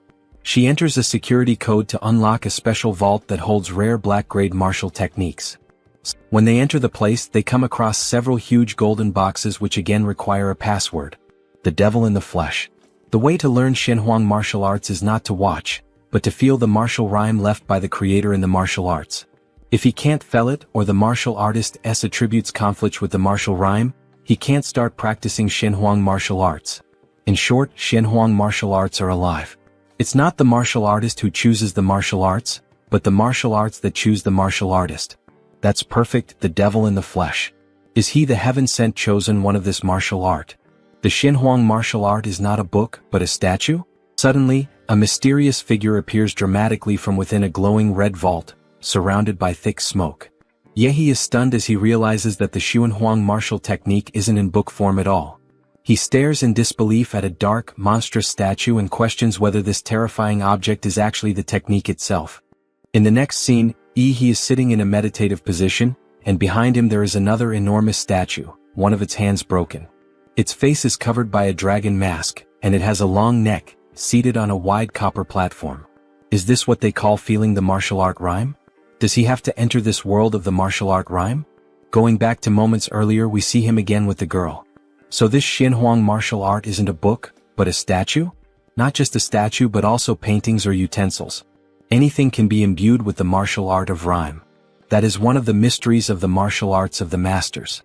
Only martial arts masters can condense the fighting technique of rhyme and attach it to objects in order to preserve the martial art for future generations, Lu explained. Now the rest is up to him, says Lu as she leaves the room. The rest is up to him now? But big sister, she didn't even teach or explain how he's supposed to learn the technique from these objects, statues, or paintings. With a serious look, Lu says, just feel the martial art rhyme. If he is destined for that future, he will feel the martial art. He is confused by Lu's vague explanation, but he decides to trust her. So this is all about some predetermined fate? How boring. For now, he'll take a nap and see what happens. Watching through a screen, Lu feels irritated by how relaxed he is. That's just how he is, damn it. She is in the observation room. So, this martial world of Reich must be some kind of spiritual world, right? He doesn't have any martial QI at the moment, and not even the nuclear reaction from the Demora model can be activated. It seems he has returned to the weak state of an ordinary person. Then a system window appears. The host's consciousness has been detected entering a special space. To prevent the host from dying suddenly, the system will bless the host's spiritual body. But fortunately, the monster model still remains here in this other dimension. This system is really good, it can even be used in other realities. Then a man begins to laugh. Only a real man can learn his martial arts. Otherwise, he'd rather let it rot on the ground. We see a muscular man with long hair sitting on the statue, right on the broken hand we saw just a moment ago. Boy, prove to him that you are the one chosen to be the Iron Man. We get a clearer look at the man. His hair is floating upwards. Wow, he is surprised. This person looks exactly like the one from the statue. When the storm arrives, there will be hundreds of ghosts wandering through the night. He will guard this broken temple for him. Do not let this angry-faced bodhisattva be tainted by evil spirits. If he succeeds, he may at least be granted the ability to protect his home. If he fails, he will go mad from the ghosts devouring him, and he will never be able to practice martial arts again. If he's a coward, he should run. The man spoke very seriously as he explained the rules to Yi. Then a leak near the statue starts dripping right onto his nose. Is it raining? It seems the trial is beginning. It's as if the statue is crying. Then he appears holding an old sword in his hand. Several ghosts appear and he confronts them head-on, with a serious and fearless look, as if he has no fear and full confidence in the outcome to come. He takes his stance with the sword in hand as the ghosts charge toward him. He begins to strike them down one by one, using heavy blows to kill each of them. As expected, the test would never let a warrior face hundreds of ghosts unarmed. There must be hidden props. He keeps advancing against the massive horde of enemies, not backing down, only looking forward. He cuts through the enemies one after another, a smile on his face. However, the hundreds of ghosts on this Wuyun path are the evil spirits of his mother. A mere martial artist dares to leave the protection of the ruined temple? He is truly courting death. It seems the one who came for the trial this time is just another fool. Martial artists really are getting worse with each generation. He has to go and collect their bodies himself every single time, complains the old man, while watching Yi fight desperately against the hundreds of ghosts. In a moment of carelessness, one ghost takes advantage of a blind spot and attacks Yi from behind. But something strange happens. The attack passes right through his body. The old man is stunned. None of the ghosts can even get close to him. Alright, it seems that in this spiritual world, the system automatically protects him and makes him immune to attacks. He is amazed as he realizes the extent of this power. Doesn't this mean he has an invincible golden body in here? Then he begins fighting without caution, wiping out all the enemies quickly. The old man is astonished. This child is truly unaffected by the effects of the martial art rhyme. How the hell did he manage that? The old man became irritated, as if he himself were the rain and lightning. There's no other reason. He simply studies hard and practices diligently. What a fine excuse. Since he was able to subdue hundreds of ghosts, he will, of course, keep his promise and pass on this inheritance to him. However, it will depend on whether he chooses to accept it or not. Will he be ready for such a burden? Then we see a well with a broken statue beside it, and inside the well, a strong red light glows. This well contains the essence of the evil spirit that he condensed during his lifetime. The technique of the demon in flesh and bone is also within the well. If he can refine it? However, before the old man can explain everything, he jumps in without hesitation. The old man is taken aback. Alright. This is the first time he has seen a young warrior with such a strange personality. Surely he will bear great fruit. Now we see a flashback of the old man from when he was at the peak of his strength. He was a warrior who passed through an S-level secret realm. He killed all the monsters there by himself. He lived to use the demon in flesh technique, and also died because of it. But as he grew older, his chi and blood began to decline, and the evil spirits that had been suppressed within his body started to backfire and go out of control, even killing people around him. To make sure it would never happen again and that no more mistakes would be made, he chose to end his own life. Before he died, he merged his souls, which had been soaked with vengeful spirits, with the martial art rhyme and sealed them inside the statue. Although the evil spirits have weakened significantly in this world of martial rhyme, they are still not something a mere martial artist can withstand. If he manages to subdue these evil spirits, he will definitely surpass himself on the path of practicing the demon in flesh technique. Inside the observation room we see Lu and her mother, both beautiful, each with a pair of missiles pointed toward us, the viewers. They are watching the entire situation from afar. Lu notices something strange. Mother, what is that? Ihi's body starts to float off the ground. When he first fell asleep, he had a smug smile on his face, as if he were enjoying something pleasant in his dream. Now, suddenly he is writhing and his entire body is bleeding. This third Xinhuang martial art was obtained by his grandfather by chance in his later years. He had once tried to practice it himself, but didn't expect that even at his grandmaster level he would be directly rejected by the martial art within the statue and suffer internal injuries. Since then, no one in the Lu family has successfully practiced this martial art. Because its power is extraordinary, the method to obtain it must be unbearable for ordinary people. If he wants to wear the crown, he must bear its weight. Since he chose to accept the power of this martial art, then She stops speaking after all. She sees he waking up as if nothing had happened. Mother, it seems that Ihi's trial in learning this martial art wasn't nearly as intense as she had described. She becomes extremely angry and embarrassed. Thank you very much for teaching the martial art, elder. That boy, he's the most talented person the elder has ever seen. Maybe he will uncover the truth behind the secret realms. This is a task our predecessors never completed. He will leave it to Yi, the younger generation. Elder, he's completely wrong. In the end, Yi cheated during the trial using the system. Flesh and blood imprisoned the demon, and his body became like that of a Shura. Although his panel attributes didn't increase at all, he mastered the Shenhuang martial arts, and his combat power is at least twice as strong as before. The two women come running into the room. Yi, did you manage to learn it?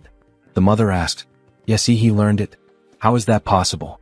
Even with Qingzhu's talent to master a Shenhuang martial art, she would have had to stay inside the martial rhyme space without sleep for an entire week. As for Yi, how long did he take? 1 hour?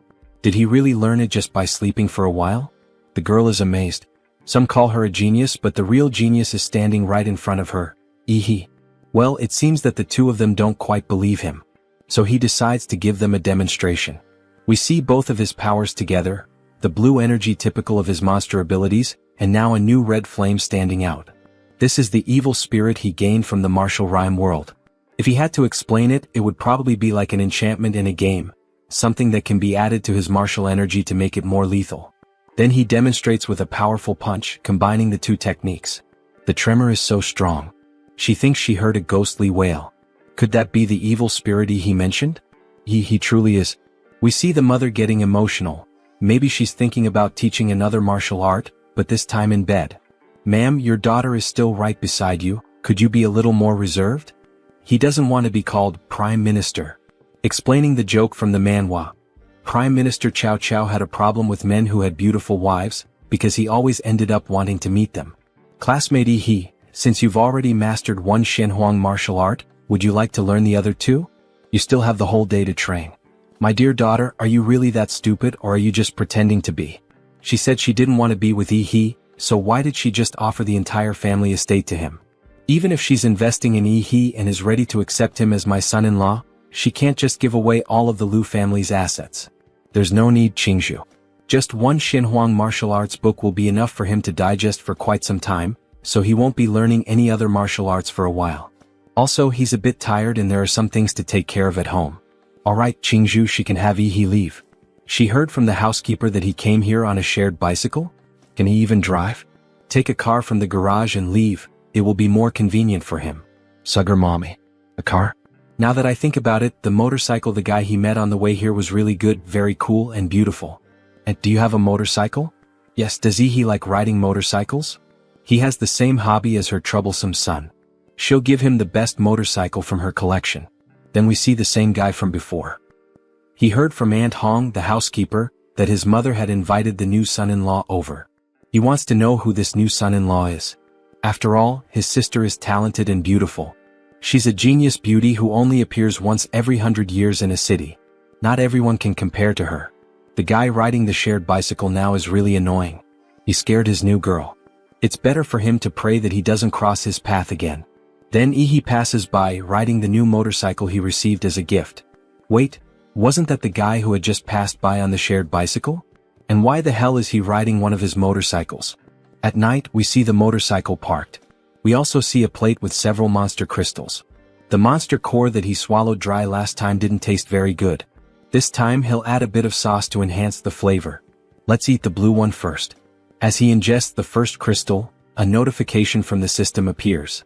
His panel attributes have been improved, and there are even some points to be added. Previously, in the secret realm of the Sequoia Mountain, he used the supergiant humanoid model, and his height was around 50 meters. While this might be considered giant compared to a common monster, it is still very small compared to the mysterious creatures as large as the mountains in the secret realm of Sequoia Mountain. This monster must be enormous. He will add all the points to the giant humanoid model. Alright, now let's consume the level 2 Demon Vine's golden core next. His body begins to erupt with power, with lightning radiating from all over his body, even from his eyes and mouth. A new notification appears from the system. After absorbing the genetic sequence of the plant-based life form, a special mutation has been triggered. Do you wish to prevent the model from mutating? Mutation? Mutation means this monster model will develop new attributes. If it turns out to be an advantageous attribute, that's great, but if it's a disadvantageous one, it will be a negative evolution. There's no need to overthink it. In the end, it's a shot in the dark, a gamble. Let's take the risk and turn a shared bicycle into a motorcycle. So he presses the button. Yes. A new system notification appears. Congratulations to the host for unlocking the nuclear model with an S rank classification. We see an image that cannot be fully understood, as if there were a huge eye staring from beyond, as though it were the universe itself. Even he is astonished by what he sees. When the temperature reading, Savage Trace Demora, reaches 100%, there is a 2% chance of it transforming into Stellar Universe. Demora. We see an enormous monster, one so absurd that it's impossible to explain. It's as if it were a planet itself shaped like a monster. Stellar Universe. Demora. Just the name sounds incredibly powerful. But it requires the current model to reach 100%. It seems like he needs to update it quickly. However, before he can finish his excitement, he hears a strange noise coming from outside his room. Many explosions are happening. He thinks it might be a terrorist attack. If you enjoyed this video, don't forget to give it a thumbs up, it really helps. And for more content like this, make sure to subscribe and hit the notification bell so you don't miss any updates. Let me know in the comments if you'd like to see another part. I'd love to hear your thoughts. See you next time. Bye-bye.